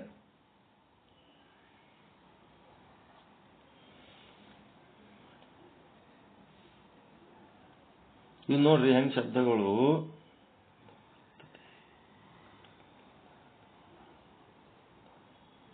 ಪರದೆ ಅನ್ನೋದು ಪಡದೆ, ಪಡದ ಅಂತಾರ ನೋಡ್ರಿ ಒಂದೊಂದ್ ಕಡೆ. ಪಡದ ಅದು ಅದೇ ಶಬ್ದ ಹಿಂಗ್ ಬರ್ದ. ಮಹಾರಾಷ್ಟ್ರ ಕಡೆ ಪಡದ ಅನ್ನಂಗ್ ಕಾಣಿಸ್ತಾರ. ಪರದಕ್ ಪಡದ ಅಂತಾರ. ಪಡದ ಎತ್ತು, ಪಡದ ಇಳಿಸು ಅಂತಿರ್ತಾರ. ಪಡದ ಅಂದ್ರೆ ಪರದೆ, ಪರದೆ ಸ್ಕ್ರೀನ್. ಇಲ್ಲಿ ಪಡದೆ ಅಂತ ಬರ್ದಾರ, ಪರದೆ ಅಂತ ನೀವು ಅರ್ಥ ಮಾಡ್ಕೋಬೇಕು. ಪಡದೆ ಅಂತಂದ್ರೆ ಪರದೆ. ಆ ಕಡೆ ಮಹಾರಾಷ್ಟ್ರದಾಗ ಏನ್ ಮಾಡ್ಯಾರ, ಪರದಕ್ಕ ಪಡದ ಅಂತಾರ ಅವ್ರು, ಪಡದ. ಅದಕ್ಕೆ ಒಂದು ಪಡದೆ ಏನಾಯ್ತು, ನಾಟಕ ಮುಗೀತು. ಜವನಿಕಾ ಅಂದರೆ ಪರದೆ. ನಾಟಕ ಮುಗಿಯಿತು ಅಂದರೆ ಪರದೆ ಬಿದ್ದು ಹೋಗುತ್ತದೆ. ನಾಟಕ ನಡೆಯುತ್ತಿರುವವರಿಗೆ ಏನ್ ನಡೆದಿರ್ತದೆ, ಒಂದು ಪರದೆ ಎತ್ತುತ್ತಾರೆ, ಮತ್ತೊಂದು ಪರದೆ ಇಳಿಸುತ್ತಿರುತ್ತಾರೆ. ನಾಟಕ ನಡೆದಾಗ ಪರದೆಗಳು ಇಳಿಸೋದು ಮಾಡ್ತಿರ್ತಾರಲ್ರಿ, ಲಾಸ್ಟ್ ಇನ್ ಪರದ ಮುಗಿತಂತ. ನಾಟಕ ನಡೆಯುತ್ತಿರುವವರೆಗೆ ಒಂದು ಪರದೆ ಎತ್ತುತ್ತಿರುತ್ತಾರೆ, ಇನ್ನೊಂದು ಇಳಿಸುತ್ತಿರುತ್ತಾರೆ, ಮತ್ತೊಂದು ಬಿಡುತ್ತಿರುತ್ತಾರೆ. ಈಗೆಲ್ಲ ನಡೆದಿರುತ್ತದೆ. ನಾಟಕ ಮುಗಿದೊಡನೆ ಅಂಕ ಪಡೆದೆ ಅಂತ ಲಾಸ್ಟಿಗೆ ಒಂದು ಇರ್ತದಲ್ಲ, ಅದು ಒಂದು ಇರುತ್ತದೆ. ಅದು ಬಂತು ಅಂದ್ರೆ ಮುಗಿಯಿತು ಅಂತ. ಅದ್ರ ಮೇಲೆ ಏನ್ ಬರೆದಿರ್ತಾರೆ, ದಿ ಎಂಡ್ ಅಂತ ಬರೆದಿರ್ತಾರೆ, ಮುಕ್ತಾಯ, ಲಾಸ್ಟ್ ಪರದ. ಈ ಪ್ರಾಪಂಚಿಕ ದೃಷ್ಟಿಯಿಂದ ಅದು ಈ ನಾಟಕ ಮರಣವಾದೊಡನೆ ಮುಗಿಯುತ್ತದೆ. ಹುಟ್ಟಿದಾಗ ಅಲ್ಲಿ ಹೊರಸಿನ ಮೇಲೆ ಆರಂಭವಾಗುತ್ತದೆ. ಆಗ ಆ ವಾಹನವಿರುತ್ತದೆ, ಸಮಾರಂಭ ಇರುತ್ತದೆ. ಆವಾಹನ ಅಲ್ಲ, ಇವು ಪ್ರಿಂಟ್ ಮಿಸ್ಟೇಕ್. ಆವಾಹನ ಅಂದ್ರೆ ಸ್ವಾಗತ, ಸಮಾರಂಭ ಇರುತ್ತದೆ. ಮರಣವಾದಾಗೂ ಒಂದು ವಾಹನ ಬರ್ತದೆ. ಅವನಿಗೆ ಬೇಕೇ ಬೇಕು, 4 ಮಂದಿ ಹೋರೋರು ಬೇಕು, ಹಿಂದೆ ಮುಂದೆ ಜನ ಇರಬೇಕು, ವಾದ್ಯ ಹಲಗೆ, ಈ ಎಲ್ಲ ರೀತಿಯ ಸಂಭ್ರಮ ನಡೆದಿರುತ್ತದೆ. ಈ ರೀತಿ ನಾಟಕವಾಡಿ ಈ ಜೀವ ಒಬ್ಬ ನಟನಂತೆ ಇದ್ದಾನೆ. ಪರೀಕ್ಷೆ ಮಾಡಿ ನೋಡಿ. ಇಲ್ಲಿಯವರೆಗೆ ಹೇಳಿದ ಮಾತು ನೆನಪಿಗೆ ತಂದುಕೊಂಡು ನೋಡು. ಆ ನಟನಿಗೂ ಇವನಿಗೂ ಏನೂ ಹೆಚ್ಚು ಕಡಿಮೆ ಇದ್ದರೆ ಹೇಳು. ಆ ನಟನೆ ಒಳ್ಳೆಯವನು ಎಂದು ನನ್ನ ಭಾವನೆ. ಯಾಕೆಂದರೆ ಇದು ಸುಳ್ಳು ಎಂದು ಅವನು ತಿಳಿದಿರುತ್ತಾನೆ, ಖರೆ ಎಂದು ತಿಳಿದಿರುವುದಿಲ್ಲ. ಅಳುತ್ತಾನೆ, ದುಃಖವಿರುವುದಿಲ್ಲ. ನಗುತ್ತಾನೆ, ಸಂತೋಷವಿರುವುದಿಲ್ಲ. ಹೀಗೆ ಏನೇನು ಮಾಡುತ್ತಾನೆ. ಅವನೇ ಇದ್ದುದರಲ್ಲಿ ಒಳ್ಳೆಯವನು. ಯಾರು ನಟ ಏನದನ ಸಿನಿಮಾದಾಗ ನಟ, ಅವನೇ ಒಳ್ಳೆಯವನು. ಸಿನಿಮಾಗಿನ ನಟನಂಗೆ ಈ ಜೀವ ನಟನೆ ಮಾಡ್ತಾನ. ಆದರೆ ಅವನಿಗೆ ಇವನಿಗಿರೋ ವ್ಯತ್ಯಾಸ ಹೇಳಕತ್ತಾರೀಗ. ಸಿನಿಮಾದಾಗಿನ ನಟ ಅವ ಮಾಡುವ ನಟ ನಂದು ಕರೆ ಅಂತ ಅನ್ಕೋತಾನೆ. ನಾನು ಸಿನಿಮಾದಾಗಿಂದ ನಟ ಅವ ಹೀರೋನ್ ಪಾತ್ರ ಮಾಡುವಾಗ ನಾ ಹೀರೋ ಅನ್ಕೋತಾನೇನ್ರಿ ಅವನು? ಅವನಿಗೆ ಗೊತ್ತದ. ಹಿಂಗಾಗಿ ಅವ ಒಳ್ಳೆಯವನು. ಅವ ಮುದುಕಾಗೇನಂತ ಅನ್ಕೋತಾನೇನೋ, ಮುದುಕನ ಪಾತ್ರ ಮಾಡಿದ್ರೆ ಹುಡುಗಾಗಿನಂತ ಅನ್ಕೋತಾನೇನವನು? ಏನೂ ಇಲ್ಲ, ಪಾತ್ರ ವಹಿಸ್ಲಕತ್ತಾನ, ಅವ ಒಳ್ಳೆಯವನು. ಆದ್ರೆ ಇಲ್ಲಿ ಜೀವ ಏನದನ, ಅಜ್ಞಾನಿ ಜೀವ. ನಾನ್ ಮುದುಕಾಗಿನಿ, ನಾ ಯೌವನ, ನಾ ಬಡವ, ನಾ ಶ್ರೀಮಂತ ಅಂತ ಅಜ್ಞಾನಿ ಅದನಲ್ಲ. ಇವನ ನಟನೆ ಏನದ, ಇದು ಒಳ್ಳೇದಲ್ಲ. This is not good, this is not correct. ಇದು ಸರಿ ಇಲ್ಲ. ಆ ನಟನ ಅವ ಸರಿ ಅದನ, ಇವ ಸರಿ ಇಲ್ಲ. ಇಷ್ಟೇ ಇರೋದು. ಅದಕ್ಕೆ ಅವನಿಗೆ ನಾಟಕದೊಳಗಿನ ದುಃಖ ಆಗುವುದಿಲ್ಲ, ನಟನಿಗೆ ಸುಖವೂ ಆಗುವುದಿಲ್ಲ. ಆದರೆ ಜೀವನೆಂಬ ನಟ ಇದ್ದಾನಲ್ಲ, ಜೀವಭಾವದ ಸೋಗು ಹಾಕಿದವನಿದ್ದಾನಲ್ಲ, ಅವನು ನಿಜವಾಗಿ ದುಃಖಿ. ನಟ ಏನದನ, ಚಿತ್ರದೊಳಗಿನ ನಟ ದುಃಖದ ಪಾತ್ರ ವಹಿಸುತ್ತಾನೆ, ಅವನಿಗೆ ದುಃಖ ಇಲ್ಲ. ಆದರೆ ಈ ಜೀವ ಏನದನ, ದುಃಖದ ಪಾತ್ರ ವಹಿಸುವಾಗ ಇವ ನಿಜವಾಗಿ ದುಃಖ ಪಡ್ತಾನ, ಸುಖದ ಪಾತ್ರ ವಹಿಸುವಾಗ ಇವ ನಿಜವಾಗಿ ಸುಖ ಪಡ್ತಾನ. ಹಿಂಗಾಗಿ ದುಃಖಿ ಈ ಪ್ರಪಂಚದ ನಾಟಕ ಸತ್ಯವಾದುದು ಎಂದು ತಿಳಿದುಕೊಂಡಿರುತ್ತಾನೆ. ಆದರೆ ನಾಟಕದ ನಟ, ನಾಟಕದ ಸುಖಿ, ದುಃಖಾದಿಗಳು ಸುಳ್ಳು, ತನಗೆ ಅಂಟಿಲ್ಲ ಎಂದು ತಿಳಿದಿರುತ್ತಾನೆ. ಏನೇ ಆಗಲಿ ಈ ಜೀವನೇ ನಾನು ಎಂದು ನಮಗೆ ಅನ್ನಿಸುತ್ತದೆ, ಎಲ್ಲರಿಗೂ ಅನ್ನಿಸುತ್ತದೆ. ನಾವು ಅದನ್ನು ಇಲ್ಲಿ ಯಾರಿಂದಲೂ ಕಲಿಯಬೇಕಾಗಿಲ್ಲ.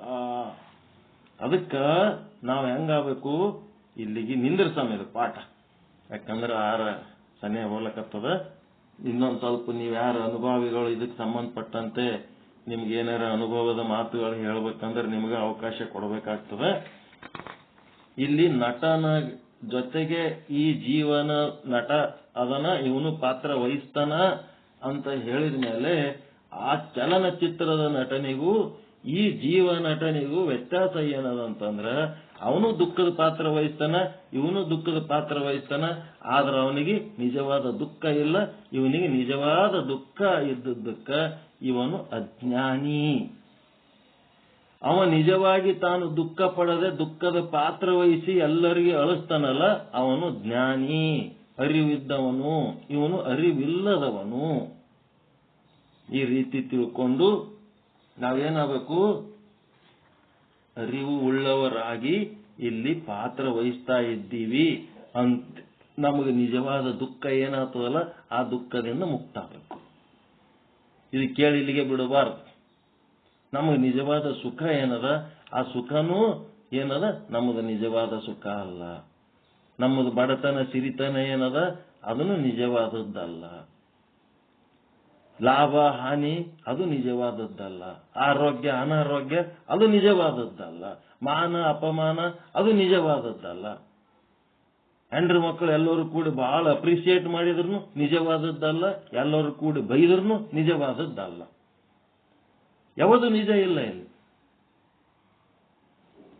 ಆತ್ಮ ಸಮ್ಮಾನ ಒಂದೇ ನಿಜ.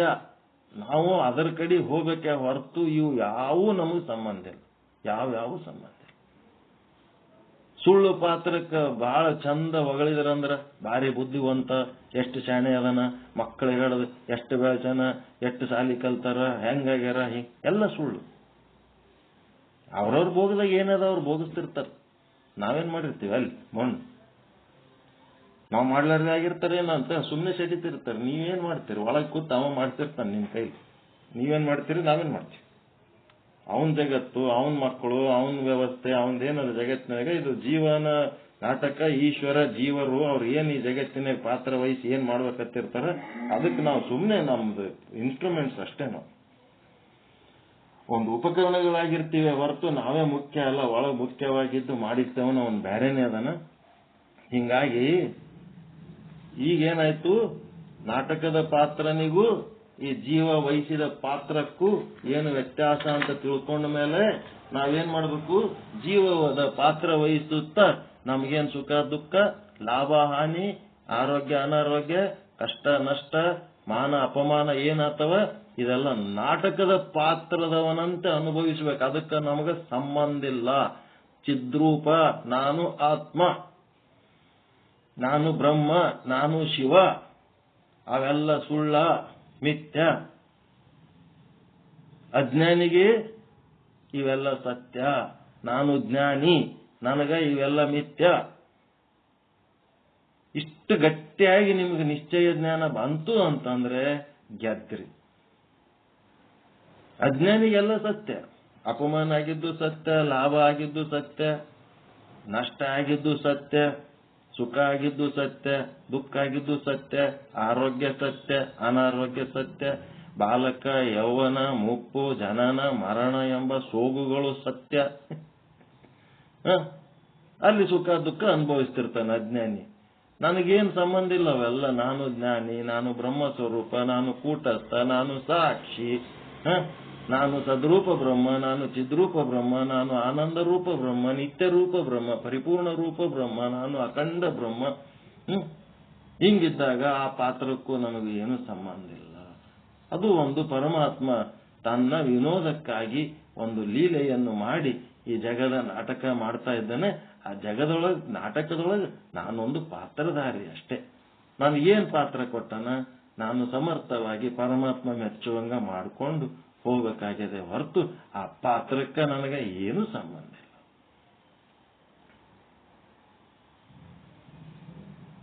ಮೋಕ್ಷ ಆಗಬೇಕು ಅಂದ್ರೆ ಆ ಪಾತ್ರದ ಸನ್ನಿವೇಶಗಳಿಂದ ನಾವು ಮುಕ್ತರಾಗಿ ಪರಮಾನಂದ ಸ್ವರೂಪರಾಗಬೇಕು.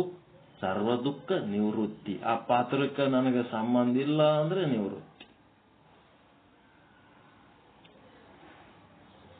ಒಬ್ಬಾಕೆ ಅತ್ತಿ ಮುದುಕಿ ನಮ್ಮ ಮನೆಗೆ ಓಡಿ ಬಂದ್ಬಿಟ್ಲು. ಸಾಕಾಗ್ಯದ ಯಪ್ಪ, ಏನ್ ಮಾಡ್ಬೇಕು, ನಮ್ ಸೊಸಿ ಜಗಳ ಮಾಡಿ ಮನಿ ಬಿಟ್ಟು ಹೊರಗೆ ಹೋಗ್ಯಾಳ. ಆ ರೋಡಿಗೆ ನಿಂತು ಚಟಕಿ ಮುರಿತಾವ. ನನಗ ಕಟ್ಟಿ ಮೇಲೆ ಕುಂದಿರ್ಲಕ್ ಬರ್ಲಾರ್ದಂಗ್ ಮಾಡಿಟ್ಟಾಳ. ಸ್ವಲ್ಪ ಹೊರಗೆ ಬಂದ್ರ ಸಾಕು ನಾನು ನೋಡಿ ಚಟಗಿ ಮುರಿತಾಳ. ಆಕಿ ಚಟಗಿ ಮುರಿಯೋದು ನೋಡಿದ್ರೆ ನಮ್ಗೆ ಎಷ್ಟು ತ್ರಾಸ ಆಗ್ತದ, ಒಳಗೆ ಸಂಕಟ ಆಗ್ತದ, ಜಲ್ದಿ ಸತ್ತು ಹೋಗು. ಹಂಗಂದ್ರೆ ಏನಾಗ್ತದ ಅಂತ ಕೇಳಿದೆ. ಜಲ್ದಿ ಸಾಯಿ ಅಂದಂಗತ್ತದ ಚಟಕಿ ಮುರಿದ್ರ. ಸಂಕಟ ಆಗ್ತದ ನನಗೆ ಏನು ಮಾಡ್ಲಿ ಅಂತಂದ.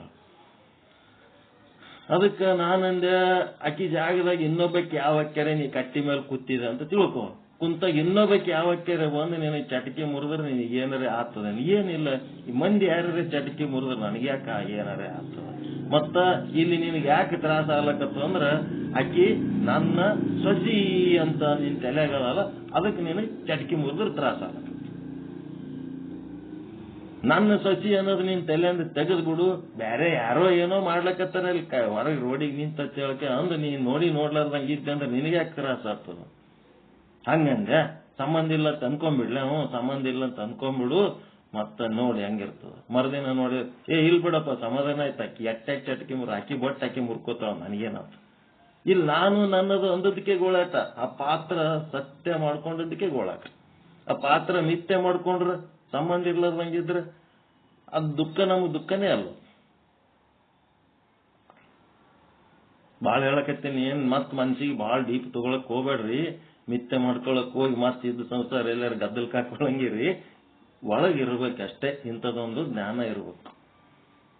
ನಾ ಡೆಪ್ತಿಗೆ ತಗೊಂಡೋಗೋಣ ಮನ್ಸಿನ ಮೇಲೆ ತಗೊಂಡು ತೆಲಿಗೆ ಏರ್ಸ್ಕೋಬಾರ್ದು. ಅದನ್ನು ಯಾವಾಗೇ ಅಲ್ಲಿ ಸುಮ್ನೆ ಪ್ರಯೋಗ ಮಾಡ್ಲಕ್ ಹೋಗ್ಬಾರ್ದು. ಇರ್ಬೇಕು, ಎಲ್ಲಾ ರೀತಿ ಔಷಧಿಗಳು ಒಳಗಿರ್ಬೇಕು. ಜಡ್ ಬಂದಾಗ ಉಪಯೋಗ ಆತಾವ. ಜಡ್ ಇರ್ಲಾರ್ದೆ ಸುಮ್ನೆ ಗುರುಗಳು ಕೊಟ್ಟಾರ ಅಂತೇಳಕ್ಕೆ ಏನಾರ ಒಂದು ಪ್ರಯೋಗ ಮಾಡ್ಲಕ್ ಹೋಗ್ಬಾರ್ದು. ಇರ್ಬೇಕು, ಪ್ರಸಂಗದ ಮೇಲೆ ಈ ತತ್ವಜ್ಞಾನ ಉಪಯೋಗ ಆಗ್ತದೆ. ಈಗ ಅವಶ್ಯಕತೆ ಆಗೋ ಎಲ್ಲೋ ಮಹಾಲಿಂಗರಂಗರ ಜ್ಞಾನ ಹೇಳಕತ್ತದ. ಅದಕ್ಕೆ ಸಾಂದರ್ಭಿಕವಾಗಿ ಒಂದಿಷ್ಟು ವಿಶ್ಲೇಷಣೆ ಮಾಡಿ ಹೇಳ್ಬೇಕಾಗಿದೆ, ಹೇಳ್ತಿರ್ತೀವಿ. ಅದನ್ನೇ ತೆಲಿಗೆ ಏರ್ಸ್ಕೊಂಡ್ಕೆ ಮನೆಗೆ ಹೋಗಿ ಹೆಂಡ್ರ ಮಕ್ಕಳಿಗೆ ಗಾಂಡದರಿಗೆ ನೀ ಸಂಬಂಧ ಇಲ್ಲ, ಇದೆಲ್ಲ ನಾಟಕ, ಇದೆಲ್ಲ ಸುಳ್ಳು ಅಂತ ಹೇಳಕ್ಕೆ ಅವ್ರ ಸಂಗಟ ನುಗ್ಸಿರಿ ಎಲ್ಲರೇ ಹೋಗಿ. ಅಂಥವು ಮಾಡ್ಲಕ್ಕೆ ಹೋಗ್ಬಾರ್ದು.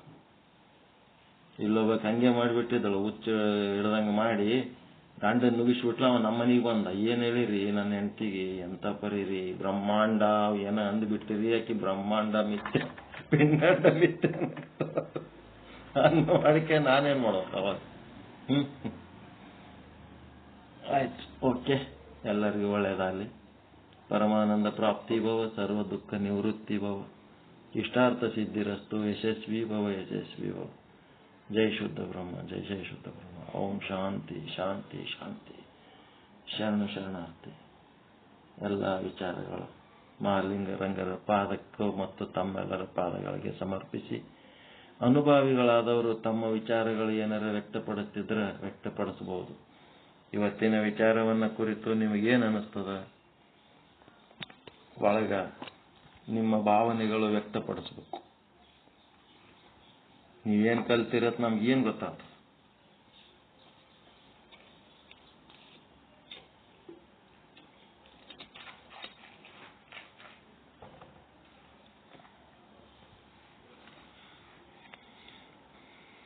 ಸೈಲೆಂಟ್ ಇರ್ಬಾರ್ದು. ಏನಾರ ಒಂದು ಮಾತಾಡ್ಬೇಕು. ಯಾರ ಇಲ್ಲಾಂದ್ರೆ ಬಂದ್ ಮಾಡ್ಬಿಡೋದು ಅಷ್ಟೇ. ಯಾಕಂದ್ರೆ ಇಲ್ಲಿ ರೆಕಾರ್ಡಿಂಗ್ ಚಾಲು ಇರ್ತದ.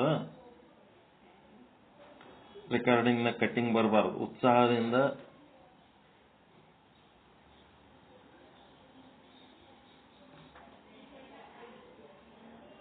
ಅಕ್ಕಿ ಗುರುಗಳು ಅಪ್ಪ ಶರಣಾರ್ಥಿ, ನಿಮ್ಮ ಪಾದಗಳಿಗೆ ಶರಣಾರ್ಥಿ ಪರಮ. ಜೈ ಶುದ್ಧ ಬ್ರಹ್ಮ, ಜೈ ಶುದ್ಧ ಬ್ರಹ್ಮ. ನಮ್ಮಪ್ಪ ಸದ್ಗುರುವಿನ ಪಾದಕ್ಕೆ ಶರಣಾರ್ಥಿ. ಖುಷಿ ಮಾಯಿ ಖುಷಿ ಜೀವ, ಖುಷಿಯಾದ ಸಂಸಾರ. ಖುಷಿ ಮಾಯಿ ಖುಷಿ ಜೀವ, ಖುಷಿಯಾದ ಸಂಸಾರ. ಬೆಸಗೆ ನಿನ್ನಲ್ಲಿಲ್ಲ ಎಂದೆಂದಿಗೂ, ಬೆಸಗೆ ನಿನ್ನಲ್ಲಿಲ್ಲ ಎಂದೆಂದಿಗೂ. ಅಸಮಾಸು ಜ್ಞಾನದಿ ಮುಸು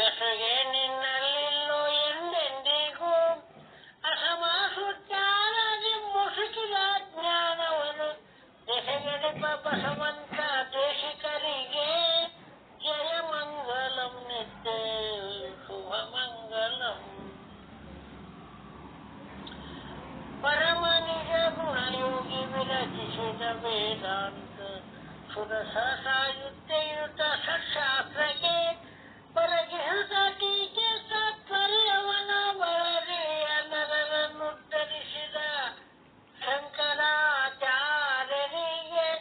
ನರರನ್ನುತ್ತರಿಸಿದ ಶಿವಪುತ್ರ ಸ್ವಾಮಿಗೆ ಜಯ ಮಂಗಲಂ ನಿತ್ಯ ಶುಭ ಮಂಗಲಂ.